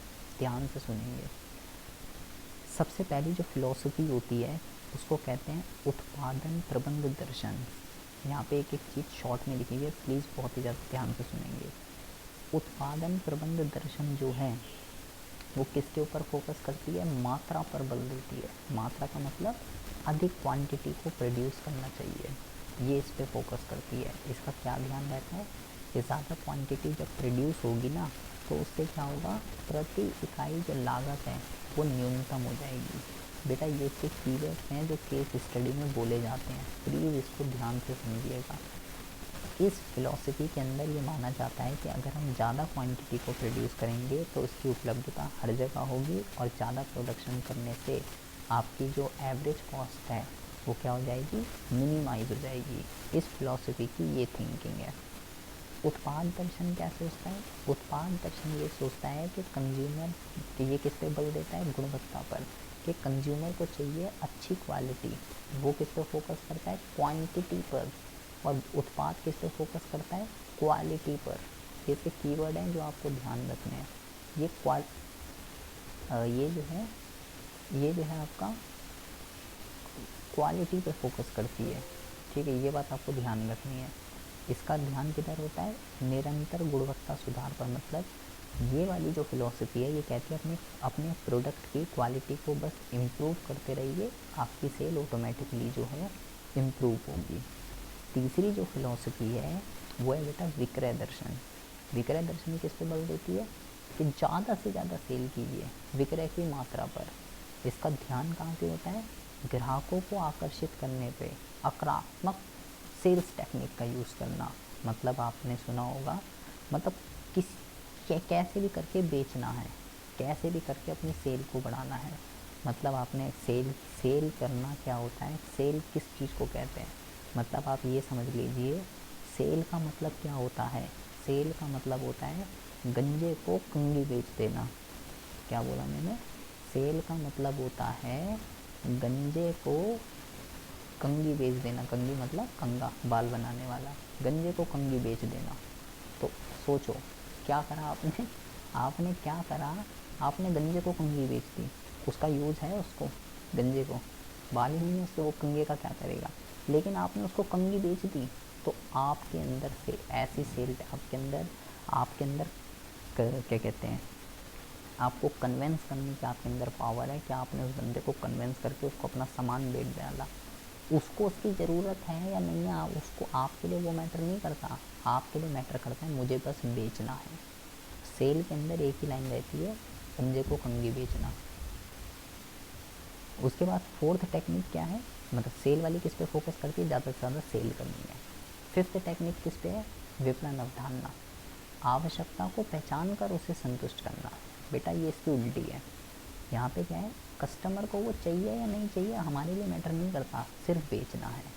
विपणन वाली क्या कहती है? बे उसकी आवश्यकता क्या है, उसे चाहिए या नहीं चाहिए, पहले ये देखो, चाहिए तो ही बेचो, अगर नहीं चाहिए तो फिर क्या करेगा उसे बेचकर? ये ग्राहकों को संतुष्टि पे ध्यान दे रहा है, ये उसका थोड़ा उल्टा है। यहाँ तो बेचना ही बेचना है, उसको ज़रूरत है या नहीं है, फ़ायदा हमारे लिए मैटर नहीं करता। विपणन में अगर ज़रूरत है तो ही बेचो। अब आती है सामाजिक विपणन अवधारणा का विस्तार है। ये से एक कदम और आगे है कि ग्राहक सामाजिक कल्याण को ध्यान में रखते हुए ग्राहकों को संतुष्ट करना। मतलब सोशल वेलफेयर भी होना चाहिए और ग्राहकों को संतुष्ट भी करना चाहिए। मतलब ना तो पर्यावरण को नुकसान पहुँचाओ, सामाजिक, नैतिक और पर्यावरण इन सब चीज़ों को भी ध्यान में रखना है, कस्टमर को भी सेटिस्फाई करना है। मान लो आप कस्टमर को तो सेटिस्फाई कर रहे हो लेकिन पर्यावरण को नुकसान पहुँचा रहे हो तो भाई आप फिर सिर्फ विपणन अवधारणा को फॉलो कर रहे हो, सामाजिक को नहीं। देखिए ये क्या कह रहा है, सिर्फ बेचना ही बेचना है, इससे एक कदम ये आगे है और इससे एक कदम ये आगे है। बेटा ये बहुत इम्पोर्टेंट है, बहुत ज़्यादा। कौन किस पे बल देता है ये बात आपको ध्यान रखनी है, इससे ज़्यादा शॉर्ट में कहीं पे भी नहीं लिखा होगा बुक में। और ये पांचों फिलॉसफीज़ का डिफरेंस यहाँ दे रखा है, प्लीज़ आप इसको जो है घोल कर पी जाइएगा। ये एग्ज़ाम में ये जो इसको दूसरा वॉलपेपर यही है आपका जो आपको बनाना है, ये समझ लीजिए। हमें करना है विपणन के काम, कि विपणन जो है क्या काम करता है। विपणन के कार्य बहुत बारी आते हैं, विपणन के कार्य, विपणन की गतिविधियाँ। ठीक है, क्या क्या काम करता है विपणन। पहला काम है इसका विपणन अनुसंधान। इसका मतलब क्या होता है, सूचनाओं को एकत्रित करना और उनको विश्लेषण करना कि ग्राहक क्या खरीदना चाहता है, कब खरीदना चाहता है, कितनी मात्रा में खरीदना चाहता है और कहाँ खरीदना चाहता है। ये सब इन्फॉर्मेशन कलेक्ट करना मार्केटिंग का सबसे पहला काम है। विपणन नियोजन, विपणन नियोजन का निर्माण जिससे उत्पाद का स्तर बढ़ाने, उत्पादों का संवर्धन करने, इसमें ये सारी योजनाएं शामिल होती हैं। इन उद्देश्यों को प्राप्त करने के लिए कार्यक्रम बनाना बहुत ज़्यादा ज़रूरी होता है। उत्पाद का रूपांकन करना, विपणनकर्ताओं को ये निर्णय लेना चाहिए कि किस उत्पाद का निर्माण करें, किस मॉडल और आकार का चुनाव करें ताकि ग्राहक संतुष्ट हो पाए। मानकीकरण और ग्रेडिंग करना, बेटा ये बहुत इंपॉर्टेंट है, एग्ज़ाम में पूछा जाता है इसका मतलब क्या होता है। मानकीकरण और ये ग्रेडिंग क्या होती है। मानकीकरण से हमारा आशय स्टैंडर्ड जो हमने पढ़ाई करी, पूर्व निर्धारित विशिष्टताओं से युक्त उत्पादों का उत्पादन करने से, जिससे एक रूपता और नियमितता बनी रहे। मतलब प्रोडक्ट के अंदर क्या क्या चीज़ें होनी चाहिए पहले से ही प्री डिफाइन कर देना, मानकीकरण कहलाता है। इससे उत्पादों का निरीक्षण, परीक्षण और मूल्यांकन की आवश्यकता कम होती है। ग्रेडिंग का क्या मतलब होता है, क्वालिटी वाइज क्या कर देना, क्वालिटी वाइज प्रोडक्ट को अलग अलग कर देना। High quality, low quality, third class quality, उस चीज़ को ग्रेडिंग कहते हैं। तो ये जो है ये स्पेशली पूछा जाता है कि भाई मानकीकरण और ग्रेडिंग क्या होती है। पैकेजिंग और लेबलिंग मुझे बताने की कोई ज़रूरत है नहीं, इसको भी हम आगे डिटेल में भी पढ़ेंगे।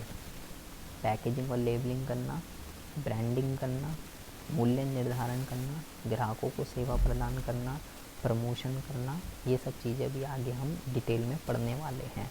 ठीक है, ये सब मार्केटिंग के काम होते हैं। ठीक है, बहुत इजी है। और अभी हम ये पैकेजिंग, लेबलिंग, ये सब अभी आगे आएगा। ठीक है जी, इसमें से आप ये नीचे से पढ़ सकते हो, ये इजी है। मानकीकरण वाला पढ़ लीजिएगा आराम से, फिलॉसफी तो आपको भूल कर भी जानी है। अब यहाँ पे ध्यान से ज़रा सुनेंगे। यहाँ पे बेटा अब जो टॉपिक का नाम है मार्केटिंग मिक्स, विपणन मिश्रण के तत्व। ये अगला टॉपिक है जो कि फिक्स है, एग्ज़ाम में आना ही आना है। फिक्स बोले तो फिक्स। मार्केटिंग मिक्स का मतलब क्या होता है, इसमें 5 तरीके के तत्व होते हैं।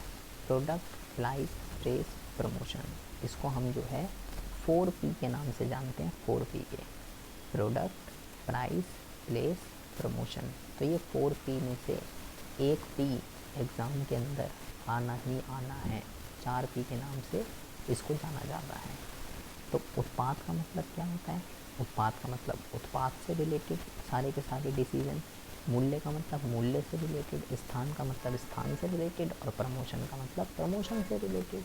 तो ये सब चीज़ें क्या होती हैं, एक एक चीज़ अब ज़रा ध्यान से समझिए। सबसे पहले हम बात करते हैं उत्पाद मिश्रण की। उत्पाद मिश्रण का मतलब क्या होता है, सबसे पहला का उत्पाद, प्रोडक्ट। तो प्रोडक्ट मिक्स क्या है, कह रहे इसके तत्व होते हैं। प्रोडक्ट के पहला ब्रांडिंग को हम नाम, चिन्ह, हस्ताक्षर और उत्पाद के डिज़ाइन का प्रयोग करने की प्रक्रिया के रूप में स्पष्ट कर सकते हैं, जैसे पेप्सी, नाइकी आदि।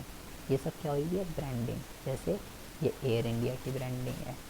ठीक है, ये जैसे ये जो ये है, ये ब्रांड है, एयर इंडिया ब्रांड का नाम है, ये इसकी ब्रांड का मार्क है। ठीक है, और जब हम अपने ब्रांड को रजिस्टर करा लेते हैं ट्रेडमार्क के अंदर, ट्रेडमार्क एक्ट 1990 के अंदर, तो अब उसका यूज़ हमारे सिवा और कोई भी नहीं कर सकता, तो उस चीज़ को ब्रांडिंग कहते हैं। ये बात आपको ध्यान रखनी है, बहुत ज़्यादा इम्पोर्टेंट है बेटा। ऐसे क्वेश्चन पूछा जाएगा, इसमें ऐसा कोई पिक्चर आ सकती है कि इसमें ब्रांड का नाम क्या है, ब्रांड क्या है, ब्रांड मार्क क्या है, ट्रेडमार्क एक्ट में रजिस्टर होता है, ये ध्यान रखिएगा, ऐसा क्वेश्चन पूछा जा सकता है। एक अच्छे ब्रांड में क्या क्या गुण होने चाहिए, जैसे कि वो ईजी होना चाहिए, छोटा होना चाहिए, प्रोनाउंसिएशन अच्छी हो सके, उससे कुछ सुझाव, जैसे कि एक है सुझावात्मक, मतलब आपका प्रोडक्ट आपका काम बताए, जैसे हाजमोला हजम कर देगा सब कुछ, ऐसी चीज़ें। उजाला कर देगा, ये सफ़ेदी को बताता है, और दूसरों से डिफरेंट होना चाहिए। तो एक अच्छे ब्रांड में ये क्वालिटी होनी चाहिए। अगर ये क्वालिटी होगी तो क्या क्या फ़ायदा होगा, हम आसानी से विज्ञापन कर सकते हैं, आपके प्रोडक्ट को कस्टमर इजीली पहचान पाएगा, ठीक है। आपके प्रोडक्ट की अपनी खुद की पहचान होगी, दोबारा से अगर कस्टमर कभी कभार उसको नाम याद नहीं आता, लेकिन आपकी पैकेजिंग आपकी ब्रांडिंग देख के वो समझ जाता है, हाँ यही था। तो ये सब चीज़ें, ये फ़ायदे होते हैं ब्रांड के, ठीक है। कभी कभी हमें नाम याद नहीं आता कि यार क्या नाम था उसका, लेकिन हम उसको देख के समझ जाते हैं, हाँ यही था, क्योंकि कभी कभी किसी प्रोडक्ट का नाम बहुत ज़्यादा वो होता है कॉम्प्लिकेटेड। पहला था ब्रांडिंग। अब है दूसरा पैकेजिंग। पैकेजिंग का मतलब क्या होता है, उत्पाद का डिब्बा अथवा कागज़ तैयार करना। अच्छी पैकिंग अक्सर उत्पाद को बेचने में मदद करती है, इसलिए इसे शांत विकेरता कहा जाता है। देखिए बेटा, बहुत ज़्यादा ध्यान से सुनेंगे, पैकेजिंग 2 प्रकार की होती है, ये बहुत इम्पोर्टेंट है। 2-3 प्रकार की होती है। पहला है पैकेजिंग, प्राथमिक पैकेज, उत्पाद का निकटतम पैकेज, जैसे कि टॉफ़ी का प्लास्टिक कवर, माचिस का बॉक्स। द्वितीयक पैकेजिंग, उत्पाद को प्रयोग किए जाने तक सुरक्षा के दृष्टिकोण से अतिरिक्त परत चढ़ाई जाती है, जैसे टूथपेस्ट का ट्यूब को एक अतिरिक्त कार्ड बॉक्स में बंद किया जाता है, फिर हम उसमें से टूथपेस्ट निकालते हैं। एंड तीसरी होती है परिवहन। तो पैकेजिंग के टाइप आपको ध्यान रखने, ये पूछे जाते हैं एग्ज़ाम में। देखिए जैसे कि तीसरी होती है परिवहन मतलब ट्रांसपोर्टेशन पैकिंग। मान लो एक बड़ा सा कार्टून है, उसके अंदर हमने पहले पैक करा, फिर उसके अंदर पैकिंग होगी, ठीक है। जैसे टूथपेस्ट के बॉक्स को एक बड़े बॉक्स में बंद करके भेजा जाता है, फिर एक कोलगेट का बॉक्स होता है वो सेकेंडरी, फिर उसके अंदर कोलगेट होता है। तो 3 तरीके के पैकिंग के लेवल होते हैं। पैकिंग के लेवल बहुत ज़्यादा इम्पोर्टेंट है एग्ज़ाम के पॉइंट ऑफ व्यू से। देखिए यहाँ पे देखिए, तीनों पैकेजिंग यहाँ पे दे रखी है, ठीक है। पैकेजिंग के क्या क्या फ़ायदे होते हैं यहाँ पे लिखा हुआ है। आपके उत्पाद की पहचान होगी, सेफ्टी होगी, सुविधा होगी आसानी से, ठीक है। ये सब यहाँ पे लिखा हुआ है। देखिए टूथपेस्ट का ये ट्रांसपोर्टेशन है, ये सेकेंडरी है और ये प्राइमरी है, ठीक है। यही पैकेजिंग इसलिए की जाती है। ये ऐसे एग्ज़ाम में आएंगे ऐसे चित्र वाले क्वेश्चन, ठीक है। प्लीज़ इसको अच्छे से करके जाइएगा। पैकेजिंग क्यों करूँ, क्या इससे स्वच्छता का ऊंचा स्तर बना रहता है, नवीनता के अवसर मिलते हैं और उत्पाद दूसरों से डिफरेंट दिखता है। अब यदि लेबलिंग क्यों करूँ मैं बेटा, ब्रांडिंग इतना इम्पोर्टेंट नहीं है, लेकिन पैकेजिंग और लेबलिंग बहुत ज़्यादा इम्पोर्टेंट है। प्लीज़ इसको अच्छे से पढ़ के जाएंगे। लेबलिंग का मतलब होता है पैकेज पे पहचान चिन्ह अंकित करना। लेबल सूचना का स्रोत होता है, जिसमें उत्पाद का नाम, विक्रेता का नाम, ये सब चीज़ें, उसकी तिथि, मैन्युफैक्चरिंग यूज़, सब कुछ लिखा जाता है। जैसे कि देखो यहाँ पे लिखा हुआ है। उत्पाद का लेबलिंग से क्या होगा बेटा, पैकिंग एक अलग चीज़ है, लेबलिंग एक अलग चीज़ है। उत्पाद को पहचानने में मदद करता है, सूचना का स्रोत है लेबलिंग। ये सब देखो क्या होगा, ये लेज़ का वो दे रखा है, क्या नाम है, किसने बनाया, क्या क्या चीज़ें इसमें यूज़ हुई, ये सब चीज़ें इसमें लिखी हुई हैं। और ऐसे यहाँ पे देखिए, श्रेणियन में सहायता, लेबल की सहायता से उत्पादों को विभिन्न वर्गों में बांटा जा सकता है, जैसे कि रेड लेबल, ग्रीन लेबल। 2 तरीके की चाय है भाई साहब, तो रेड लेबल में कुछ अलग होगा, ग्रीन लेबल में कुछ अलग होगा। देखिए कितने सारे लेबल हैं, red label, yellow label, green label, ये लेबल, फलाना लेबल, सब में चाय पत्ती है, लेकिन अलग अलग क्वालिटी की, कुछ ज़्यादा तेज़ है, कोई कम तेज़ है। सेल बढ़ाने में इंक्रीमेंट होती है अच्छी लेबलिंग करने से, ये बहुत इजी है, ठीक है। और सबसे इम्पोर्टेंट है वैधानिक आवश्यकता मतलब कानून वैधानिक रूप से सभी उत्पादों पे बैच नंबर, उसमें क्या क्या इंस्ट्रूमेंट यूज़ किए गए हैं, जैसे सिगरेट के पैकेट पे चेतावनी देना ज़रूरी है। बेटा ये पूछा जाता है एग्ज़ाम के अंदर। जैसे गवर्नमेंट ने कुछ चीज़ें कंपलसरी कर रखी हैं कि भाई ये चीज़ें आपके प्रोडक्ट पे होनी चाहिए, अगर ये प्रोडक्ट पे नहीं है तो आप इसको नहीं बेच सकते हो। तो ये पूछा जाता है स्पेशली, ये ध्यान से पढ़ लीजिएगा। जैसे सिगरेट पे वैधानिक चेतावनी देना कि ये स्वास्थ्य के लिए हानिकारक है, ये लिखना मैंडेटरी है, बिना लिखे कोई भी ऐसा उत्पाद नहीं बिक सकता। तो ये पूछा जाता है आपसे एग्ज़ाम में कि भाई इससे क्या होगा, सरकार ऐसा क्यों करना चाहती है। पहला था उत्पाद मिश्रण। अब है बेटा मूल्य मिश्रण। उत्पाद मिश्रण में से पैकेजिंग और लेबलिंग के ऊपर क्वेश्चन आएगा ही आएगा, ठीक है। अगर उत्पाद में नहीं आया तो फिर है मूल्य मिश्रण। मूल्य मिश्रण का मतलब होता है प्रोडक्ट के प्राइस डिसाइड करना। और ये बेटा 6 नंबर का क्वेश्चन है, 6 नंबर का, कि प्रोडक्ट के प्राइस डिसाइड करते टाइम हमें किन किन बातों को ध्यान में रखना चाहिए।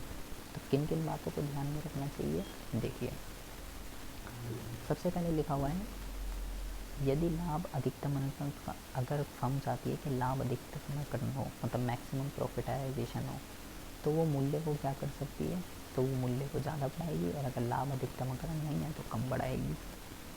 यदि फर्म कंपटीशन में है तो वो कम मूल्य रखेगी, और यदि फर्म बाज़ार में भागीदारी को बढ़ाना चाहती है तो कम मूल्य रखेगी। मतलब पहला पॉइंट क्या है, पहला जो पॉइंट है वो है कीमत निर्धारण के उद्देश्य। मतलब आपका उद्देश्य क्या है, आप लाभ अगर चाहते हो तो आपको प्राइस ज़्यादा रखने पड़ेंगे, आप कंपटीशन में टिके रहना चाहते हो तो आपको कम मूल्य रखना पड़ेगा, आप अपनी शेयर बनाना चाहते हैं मार्केट के अंदर तो भी आपको कम प्राइस रखने पड़ेंगे। प्राइस डिसाइड करते टाइम आपकी प्रोडक्शन की कॉस्ट कितनी आई है वो आपको ध्यान में रखनी है। आप जो प्रोडक्ट बना रहे हैं आपका कॉम्पिटिटर उसको कितने रुपए में बेच रहा है वो आपको ध्यान रखना है। जो आप प्रोडक्ट बना रहे हो आपका प्रोडक्ट कोई ऐसा तो नहीं है जिसमें सरकार ने न्यूनतम कीमत और अधिकतम कीमत डिसाइड कर रखी है कि ये मिनिमम इस प्राइस पे या मैक्सिमम इतने प्राइस पे बिकेगा। ये बातें आपको ध्यान रखनी होती है किसी भी प्रोडक्ट का प्राइस करते टाइम। बेटा ये फिक्स क्वेश्चन है, एग्ज़ाम में आते ही आता है, प्लीज़ 4P को आप छोड़ के मत जाइएगा। फिलॉसफीज और 4P ये आप यही आना है इस चैप्टर से और कुछ नहीं आना, बस ये समझ लीजिए फिलॉसफी और 4P। प्रोडक्ट हो गया, प्राइस हो गया, अब बात आती है प्लेस की। स्थान मिश्रण, इसको भौतिक मिश्रण भी कहते हैं। निर्माता से उपभोक्ता तक वस्तु की भौतिक गतिशील से सभी गतिविधियाँ जो इसके अंदर आती है। क्या क्या चीज़ें यहाँ पे देखिए लिखा हुआ है। इसके अंदर आपको बेटा क्या पढ़ना है, देखिए 2 तरीके का चैनल होता है, ये आप BST में भी पढ़ चुके हो। पहला होता है प्रत्यक्ष, दूसरा होता है अप्रत्यक्ष। अगर सीधा निर्माता से ग्राहक को बेचा जाता है तो उसको शून्य स्तर कहते हैं, डायरेक्ट सेलिंग। और जो अप्रत्यक्ष होता है वो 3 तरीके का होता है, एक स्तरीय, 2 स्तरीय और बहुस्तरीय। एक स्तरीय में क्या होता है, निर्माता रिटेलर को, रिटेलर कस्टमर को। 2 स्तरीय में निर्माता होलसेलर को, फिर वो रिटेलर को और वो कस्टमर को। 3 स्तरीय में निर्माता एजेंट को, वो होलसेलर को, वो रिटेलर को और फिर कस्टमर को। ये एग्ज़ाम में पूछा जाता है। एक स्तरीय, 2 स्तरीय, बहुस्तरीय, प्रत्यक्ष और अप्रत्यक्ष चैनल क्या होते हैं, ठीक है। ये आपको नहीं पढ़ना है, ये जो यहाँ लिखा है ना ये आपको नहीं पढ़ना। देखिए अब हम बात करते हैं ये बेटा बहुत इम्पोर्टेंट है कि हमें किस चैनल का चुनाव करना चाहिए, ठीक है। हमें जो है किस चैनल का चुनाव करना चाहिए, हमें प्रत्यक्ष करना चाहिए, अप्रत्यक्ष करना चाहिए। और अप्रत्यक्ष अगर करना है तो उसमें हमें एक स्तरीय, 2 स्तरीय, बहुस्तरीय, कौन सा चैनल हमें चुनना चाहिए, बहुत ज़्यादा इम्पोर्टेंट है, यही आना है एग्ज़ाम के अंदर। तो ये क्या क्या बातें हमें ध्यान में रखनी चाहिए ये यहाँ पे लिखी हुई हैं, ठीक है। हमें ये देखना पड़ेगा बाज़ार का आकार क्या है, ठीक है। बाज़ार का आकार मैटर करता है, भौगोलिक संकेंद्रीकरण मैटर करता है, आदेशों का आकार मैटर करता है। ये सब चीज़ें यहाँ लिखी हुई हैं, इसको आप रीड आउट करिएगा कि हमें कौन सा चैनल कब अपनाना चाहिए, कब एक स्तरीय, कब बहुस्तरीय, कब प्रत्यक्ष और कब अप्रत्यक्ष। वस्तु डिपेंड करती है और कई सारी चीज़ें डिपेंड करती हैं कि कब हमें कैसा चैनल अडॉप्ट करना चाहिए, सीधे कस्टमर को बेचना चाहिए या नहीं। अब हम बात करते हैं प्रमोशन का क्या मतलब होता है? प्रमोशन का मतलब होता है अपने प्रोडक्ट को फेमस करना, कस्टमर को अपने प्रोडक्ट के बारे में इंफॉर्मेशन देना। तो प्रमोशन कैसे कैसे होती है? प्रमोशन 3 तरीके से हो सकती है। पहला होता है विज्ञापन, दूसरा होता है विक्रय संबंध, व्यक्तिगत विक्रय और जनसंपर्क। चारों के चारों प्रमोशन में ये चारों इम्पोर्टेंट है, ध्यान से समझेंगे। पहले हम समझते हैं विज्ञापन। प्रमोशन, मुझे अपने प्रोडक्ट को फेमस बनाना है, तो पहला क्या है? एडवर्टाइजमेंट। एडवर्टाइजमेंट जो है क्या होता है मुझे बताने की ज़रूरत है नहीं कि एडवर्टाइजमेंट क्या है। संवर्धन का जो सबसे पहला उपकरण है, इसमें बंदों को है और आपका जो प्रोडक्ट है वो जहाँ पे भी आप चाहते हैं, टीवी में, अखबार में, समाचार पत्र, पत्रिकाएं, रेडियो, टेलीविज़न, वहाँ पे आपके प्रोडक्ट की इंफॉर्मेशन कस्टमर को बता दी जाएगी। पेमेंट करना पड़ेगा इसके लिए आपको, फ्री में एडवर्टाइजमेंट नहीं होगा। विज्ञापन अगर करेंगे तो इससे होगा क्या, इसका महत्व क्या है? इससे ग्राहक संतुष्टि और विश्वास में वृद्धि होती है कि मैंने कुछ एडवर्टाइजमेंट देखा है तो प्रोडक्ट सही है, कोई फ्रॉड नहीं है। डिमांड बढ़ती है, इससे बाज़ार में वृद्धि, बाज़ार हिस्से में वृद्धि होती है। रोज़गार के अवसर में वृद्धि होती है, क्योंकि एडवर्टाइजमेंट करने वाली संस्थाएं ओपन होती हैं, लोग काम करते हैं उसके अंदर। देश का आर्थिक विकास होता है, क्योंकि जब लोगों को काम धंधा मिलेगा, भाई ऑर्गेनाइजेशन खुली है, एडवर्टाइजमेंट का काम करेगी, लोगों को काम धंधा मिलेगा, पैसे आएंगे, तो रोज़गार दे रही एक तरीके से वो। और उपभोक्ता के शोषण का भय नहीं होगा, मतलब कस्टमर को कुछ गलत तो प्रोडक्ट नहीं खरीद लिया, एडवर्टाइजमेंट देखकर खरीदा है। तो एडवर्टाइजमेंट का इम्पोर्टेंस क्या है ये यहाँ पे लिखा हुआ है, लेकिन यहाँ पे आपको जो समझना है वो है ये क्या लिखा हुआ है, विज्ञापन के विरुद्ध आक्षेप और एक जो है, एक विज्ञापन के विरुद्ध आक्षेप। अभी तुमने एडवर्टाइजमेंट के फ़ायदे पढ़े कि एडवर्टाइजमेंट क्यों करना चाहिए, लेकिन यहाँ पर आप देखेंगे यहाँ लिखा हुआ है विज्ञापन के विरुद्ध आक्षेप। बेटा बहुत ज़्यादा इम्पोर्टेंट है, बहुत फिक्स है, फिक्स आना ही आना है एग्ज़ाम में, स्कोरिंग यूनिट है ये, बार बार कह रहा हूँ। इसका मतलब क्या है, यहाँ पे विज्ञापन की बुराइयाँ बताई गई हैं कि एडवर्टाइजमेंट से कस्टमर को क्या क्या नुकसान होते हैं, क्यों नहीं करना चाहिए। लागतों में वृद्धि करता है, क्रेताओं को भ्रमित करता है, घटिया उत्पाद की बिक्री को भी एडवर्टाइजमेंट प्रोत्साहित कर देता है। कुछ विज्ञापन रुचिकर नहीं होते हैं, अभद्र, ये तो आपको बताने की कोई ज़रूरत ही नहीं है। अभद्र भाषा और चित्रों का जो है उसके अंदर यूज़ किया जाता है और सामाजिक मूल्य को कम करता है।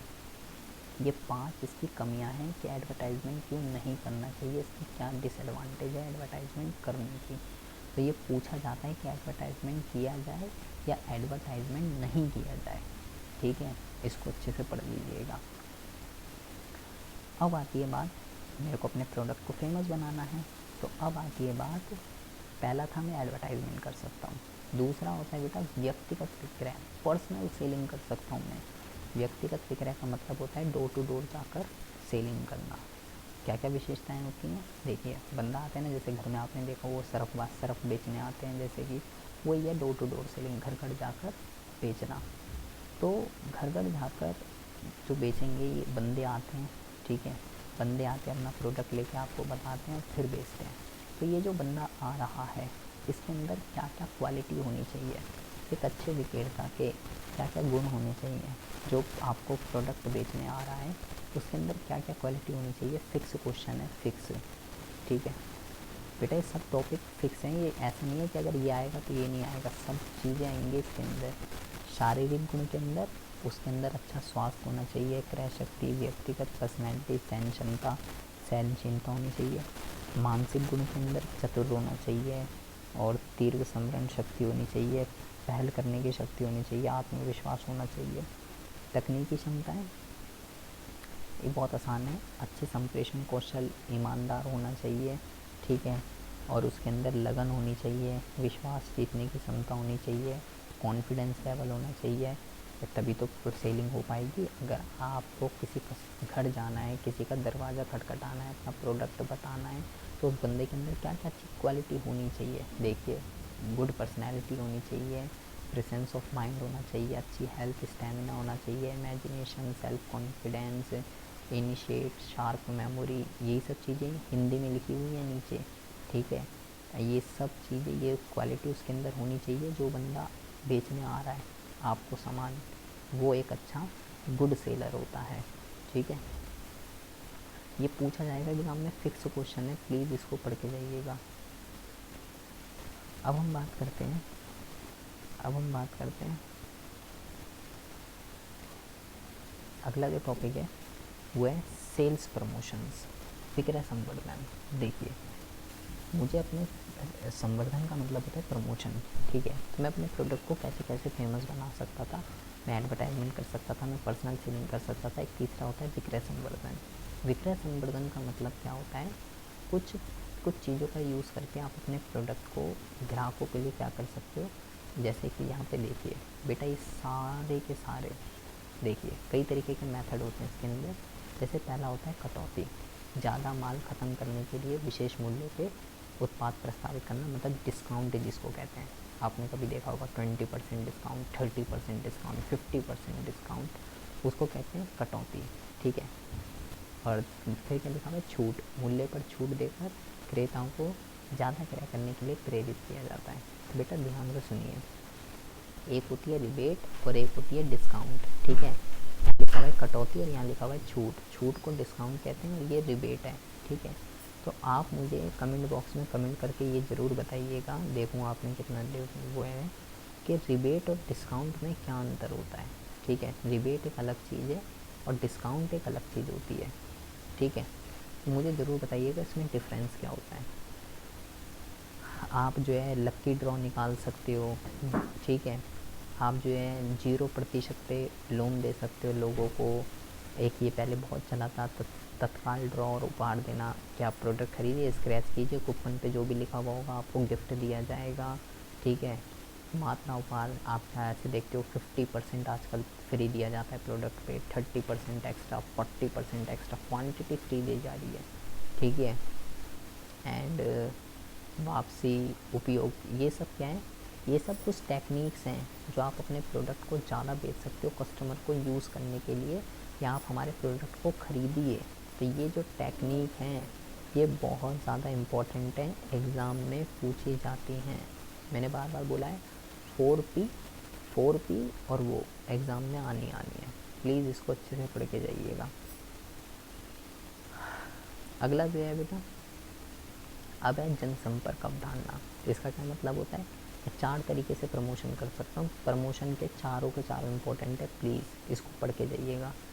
जनसंपर्क अवधारणा का मतलब क्या होता है, देखिए, जनसंपर्क अवधारणा के अनुसार विभिन्न प्रकार के कार्यक्रमों का प्रयोग करके वह कंपनी की साख की सुरक्षा और उत्पाद कार्य करना शामिल होता है। मतलब कंपनी कई तरीके के सोसाइटी के अंदर कार्यक्रम कर सकती है ताकि लोग उसकी ब्रांड को पहचानें, ठीक है, और उसके उत्पाद को पहचाने कि वो क्या बेचती है। ये ग्राहक, शेयरधारक, कर्मचारी, पूर्तिकर्ता, निवेशक आदि के साथ संबंधों को मजबूत बनाता है। ये समाचारों द्वारा, कॉरपोरेट जगत के नेताओं के द्वारा, भाषण के जरिए, खेल, संगीत, सेमिनार आदि इन सब के द्वारा आयोजित किया जाता है। मतलब जितना भी, जैसे आप देखते हो IPL चल रहा है, वहाँ पे IPL में कितनी एडवर्टाइजमेंट होती है एक ब्रांड की, तो वो सब क्या है, वो सब क्यों किया जा रहा है, क्योंकि वहाँ पे लोग वो ब्रांड देखते हैं कि हाँ यार ये कोई ब्रांड है, मैंने इसको यहाँ देखा था, इसका नाम मैंने वहाँ पढ़ा था, तो वो बहुत ज़्यादा मैटर करती है। इससे स्वतंत्र मीडिया सूत्रों का इस्तेमाल अनुकूल कवरेज पाने के लिए किया जाता है। तो हम कैसे कर सकते हैं जनसंपर्क, हम प्रेस रिलीज़ कर सकते हैं, प्रेस किट का यूज़ कर सकते हैं, विवरण मैगजीन्स का यूज़ कर सकते हैं, समाचार पत्रों का यूज़ कर सकते हैं, एंड इवेंट्स वगैरह जो होते हैं वेबसाइट का यूज़ कर सकते हैं, सेमिनार कर सकते हैं। ये सब करके हम क्या कर सकते हैं, अब ये सब करके जो है हम अपने प्रोडक्टों को, ये सब करके हम जो है अपने प्रोडक्टों को कस्टमर तक फेमस बना सकते हैं। ये बात आपको जो है ध्यान रखनी है, ठीक है जी। एक संगठन के लिए पब्लिक रिएक्शन, ये आप छोड़ सकते हो, ये जो है इतना इम्पोर्टेंट नहीं है, ठीक है जी। ये हो गया आपका पूरा का पूरा मार्केटिंग मिक्स, ठीक है जी। अब हम बात करते हैं, ये तो हो गया मार्केटिंग मिक्स का। अब हम बात करते हैं अपने एक लास्ट चैप्टर के रिगार्डिंग, जिसका नाम है उपभोक्ता संरक्षण। ये बेटा बहुत ज़्यादा इम्पोर्टेंट है, प्लीज़ ज़रा इसको ध्यान से समझिएगा। उपभोक्ताओं को उत्पादकों और विक्रेताओं के अनुचित व्यापार से बचाने के लिए क्या कहलाता है, उपभोक्ता संरक्षण। मतलब कोई भी प्रोड्यूसर किसी भी कंज्यूमर के साथ कुछ गलत ना कर दे तो उसको सेफ्टी प्रोवाइड करना कंज्यूमर प्रोटेक्शन कहलाता है। इसके माध्यम से न केवल उपभोक्ताओं को बल्कि उनके अधिकार और उत्तरदायित्व के बारे में उनको शिक्षित भी किया जाता है कि अगर आपके साथ कुछ गलत हो रहा है तो आपके पास ये अधिकार है, ये आपके पास रिस्पॉन्सिबिलिटी है जिसका आप यूज़ करके क्या कर सकते हो, अपने आप को प्रोटेक्ट कर सकते हो। आप इनकी किसी भी कोई प्रोड्यूसर अगर आपके साथ गलत कर सकता है उसकी आप शिकायत कर सकते हो। कहाँ कहाँ शिकायतें होती हैं, क्या होता है, ये सब बातें हम इस चैप्टर के अंदर पढ़ने वाले हैं। ठीक है। आमतौर पर निम्नलिखित तरीक़ों से कस्टमर को शोषित किया जाता है, मिलावट की जाती है या लो क्वालिटी के थर्ड क्लास प्रोडक्ट उनको बेच दिए जाते हैं। तो हमें यहाँ पे समझना है कि कंज्यूमर प्रोटेक्शन कंज्यूमर को प्रोटेक्ट क्यों करना चाहिए, तो उसका महत्व क्या है, उपभोक्ताओं को क्या क्या महत्व है और बिज़नेस को क्या क्या फ़ायदा होता है। कंज्यूमर प्रोटेक्शन क्योंकि उपभोक्ता को पता नहीं होता उसको क्या क्या अधिकार, क्या क्या उसके पास राइट्स हैं जिसका वो यूज़ कर सकता है, इसलिए कंज्यूमर प्रोटेक्शन ज़रूरी है। असंगठित उपभोक्ता मतलब एक अकेला उपभोक्ता इतनी आवाज़ नहीं उठा सकता जितना मिलकर जो आवाज़ उठा सकते हैं। भारत में उपभोक्ता अभी भी असंगठित है तथा ये उपभोक्ता संगठनों की कमी भी है जिसके कारण उपभोक्ता संरक्षण आवश्यक है। मतलब कि अगर मेरे साथ अगर कुछ गलत हुआ है तो मैं ये सोचूंगा यार मैं अकेला क्या कर लूँगा, तो जो क्या कहते हैं उपभोक्ता संगठन होते हैं वो ऐसे कंज्यूमरों की हेल्प करते हैं कि आप चिंता मत कीजिए, आपके साथ अगर कुछ गलत हुआ है तो हम आपके साथ हैं, हम आपके साथ आवाज़ उठाएंगे। लेकिन भारत में उपभोक्ता संगठनों की कमी है और उपभोक्ताओं का व्यापक शोषण हो रहा है, इसलिए कंज्यूमर प्रोटेक्शन बहुत ज़्यादा ज़रूरी है। ये है कंज्यूमर को क्या क्या फ़ायदे होते हैं। और अब है बिज़नेस को क्या क्या फ़ायदे होते हैं। तो इससे बिज़नेस जो है वो लंबा चलता है, ठीक है। और क्या कहते हैं, क्यों बिज़नेस समाज के संसाधनों का प्रयोग करता है, उसका सामाजिक उत्तरदायित्व है कि वो कंज्यूमर को प्रोटेक्ट करे, उसके साथ कुछ गलत ना करे। ठीक है जी, ये पूछा जा सकता है, ठीक है, इसलिए मैंने पढ़ा दिया। पूछता है कंज्यूमर को क्या फ़ायदा होगा या बिज़नेस को, वो आपसे पूछेगा। अब हम बात करते हैं, बहुत ही ज़्यादा ध्यान से सुनेंगे। अभी आपने तो समझा कंज्यूमर प्रोटेक्शन का मतलब क्या होता है। अब हम समझ रहे हैं कंज्यूमर प्रोटेक्शन एक्ट जो बना हुआ है 1986, ये क्या है। बेटा बहुत ही ज़्यादा ध्यान से सुनेंगे प्लीज़। सबसे पहले इसमें आपको समझना है कि कंज्यूमर है कौन इस प्रोटेक्शन के अंतर्गत। कोई भी व्यक्ति जो माल या सेवा प्रतिफल के रूप में प्राप्त करता है और उसका प्रयोग करता है, मतलब पैसे दिए और बदले में कोई भी गुड्स एंड सर्विसेज खरीदा, लेकिन इसमें पुनः बिक्री या वाणिज्य उद्देश्य के लिए प्राप्त माल या सेवाएं शामिल हैं। मतलब आपने रीसेल करने के लिए माल खरीदा, वो नहीं, आप उसका खुद यूज़ करोगे, ठीक है, आप उसका खुद यूज़ करोगे। उस चीज़ को क्या कहते हैं, उस चीज़ को कहते हैं बेटा क्या कहते हैं, आप उसका खुद यूज़ करोगे तो आप उपभोक्ता। अगर आपने रीसेल के लिए ख़रीदा है तो आप उपभोक्ता नहीं हो, ठीक है। क्या लिखा हुआ है, consumer is the king of marketing. अगर मार्केट में से कंज्यूमर को हटा दिया जाए तो बेटा क्या बचता है, जीरो। बहुत ही ज़्यादा ध्यान से सुनेंगे बेटा। दो चीज़ें यहाँ पे लिखी हुई हैं, एक लिखी हुई है ट्रेडिशनल अप्रोच और एक लिखी हुई है मॉडर्न अप्रोच। क्या लिखा हुआ है, यहाँ पे लिखा हुआ है ट्रेडिशनल अप्रोच क्या कहती है, बायर को अवेयर कीजिए, और मॉडर्न अप्रोच क्या कहती है, सेलर को अवेयर कीजिए। एक होता है कैविट एमिटर और एक होता है कैविट वेंडर। तो ये क्या होता है, बहुत ही ज़्यादा ध्यान से समझेंगे। कैविट एमिटर कहता है बायर को अवेयर कीजिए और वो क्या कहता है, सेलर को अवेयर कीजिए। तो देखिए उपभोक्ता कौन है, ये पूछा जाता है एग्ज़ाम में, ठीक है।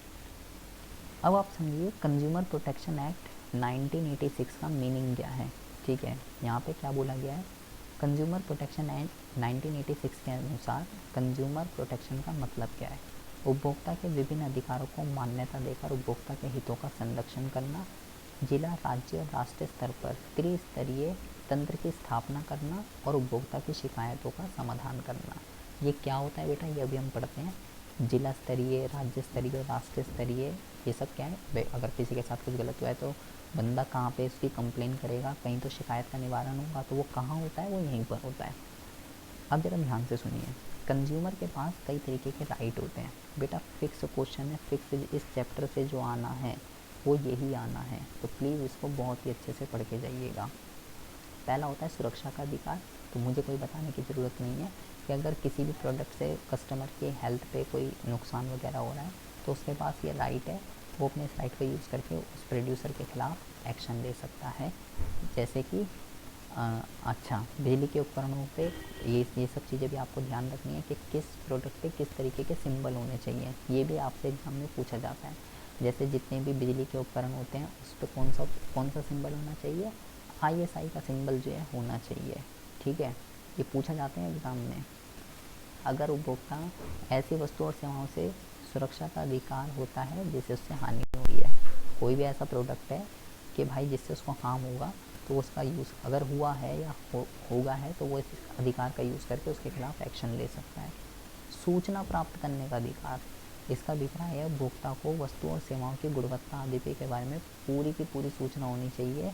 वो अगर कोई सूचना उसके अंदर नहीं है जो उसके ज़रूरी थी, तो वो उसके अगेंस्ट में उस प्रोड्यूसर के खिलाफ एक्शन ले सकता है। जैसे कि उदाहरण के लिए ये कोक की बोतल है, तो इसकी मैन्युफैक्चरिंग डेट, इसका प्राइस, इसकी क्वांटिटी, इसकी एक्सपायरी डेट, ये सारी इन्फॉर्मेशन कस्टमर के लिए ज़रूरी है। तो अगर ये कोई भी इन्फॉर्मेशन इसमें नहीं है तो वो अगर उससे हमें नुकसान हुआ तो भाई हम उसके खिलाफ एक्शन ले सकते हैं।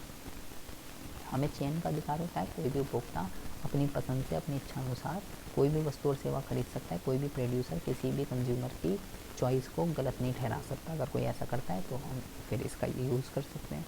सुनवाई का अधिकार, उपभोक्ता का अधिकार है जब वस्तु अथवा सेवाओं से असंतुष्ट होने की स्थिति में शिकायत दर्ज कर सकते हैं। क्षतिपूर्ति का अधिकार, उपभोक्ता को अधिकार है कि यदि किसी भी वस्तु और सेवा से उसको हानि हुई है तो वो क्षतिपूर्ति ले सकता है। इसके लिए सरकार द्वारा अभी जो जहाँ हम कंप्लेन करेंगे जिला, राज्य और राष्ट्रीय स्तर, वहाँ पे हमारी शिकायत का समाधान होगा और उस बंदे को, उस प्रोड्यूसर को जिससे हमने माल खरीदा था, वो सेलर आपको कंपनसेट करेगा जितना भी आपका नुकसान हुआ है। उपभोक्ता को शिक्षा करने का अधिकार है। ठीक है, इसके लिए कंज्यूमर डे भी मनाया जाता है ताकि कंज्यूमरों को अपने अधिकार, अपनी रिस्पॉन्सिबिलिटी के बारे में पता हो। ये जो भी हमने पढ़े हैं बेटा, ये 6 अधिकार हैं, फिक्स हैं, एग्ज़ाम में आने ही आने हैं। 6 अधिकार होते हैं और कुछ हमारी भी रिस्पॉन्सिबिलिटी है।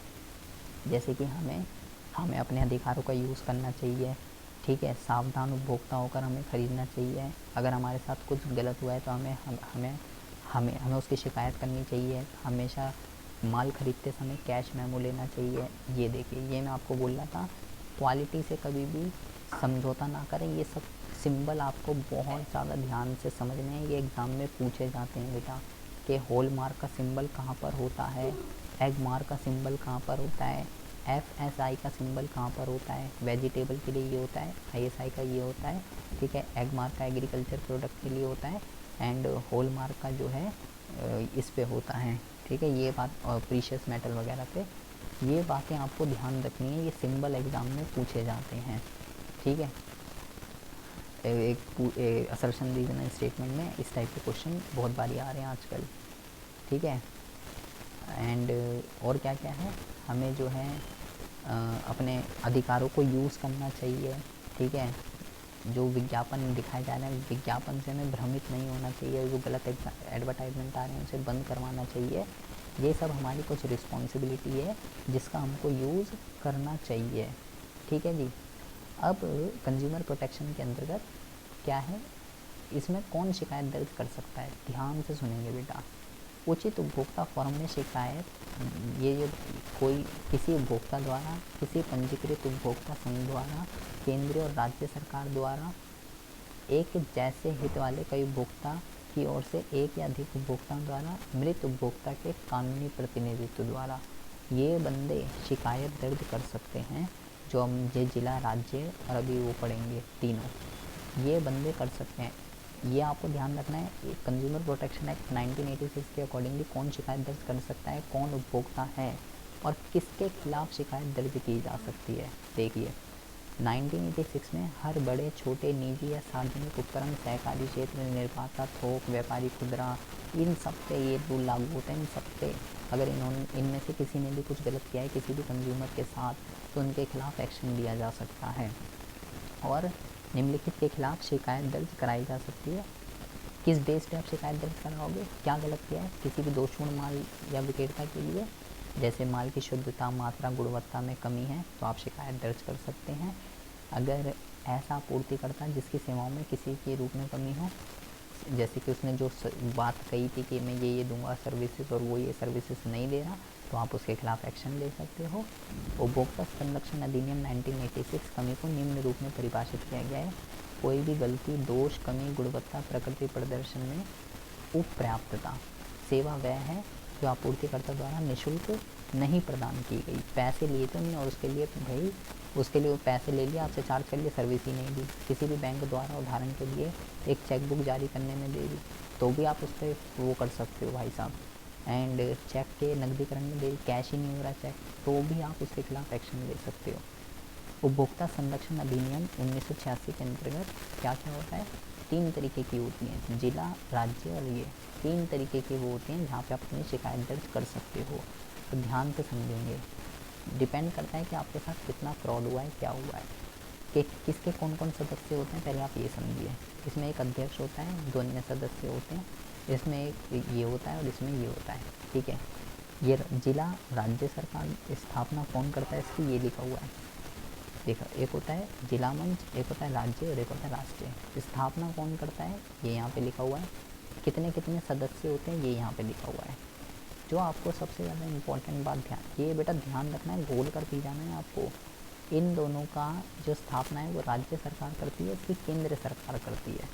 सदस्य इसमें 3 होते हैं, इसमें भी 3 होते हैं, इसमें 5 होते हैं, ठीक है। और हमारे साथ कितना फ्रॉड हुआ है उसके हिसाब से हमें अपील करनी पड़ेगी। जैसे कि यहाँ पे 20 लाख रुपए तक के केस दर्ज होते हैं, या 20 लाख से ज़्यादा, 1 करोड़ से कम, और यहाँ 1 करोड़ से ज़्यादा वाले केस दर्ज होते हैं। कौन शिकायत हैंडल करता है ये यहाँ पे लिखा हुआ है, ये देखिए, शिकायत हैंडल करने की प्रक्रिया और कौन निर्णय लेगा। और बेटा ये सबसे ज़्यादा इम्पोर्टेंट है, ध्यान से सुन लीजिए प्लीज़, ये एग्ज़ाम में क्वेश्चन पूछा जाता है। मैंने जिला में शिकायत दर्ज करी, अगर आप उसके निर्णय से खुश नहीं हो जिला वाले से, तो आप 30 दिन के अंदर अंदर राज्य आयोग में, ये वाला कौन सा था, ये जिला था, ये था राज्य और ये था राष्ट्रीय, ठीक है।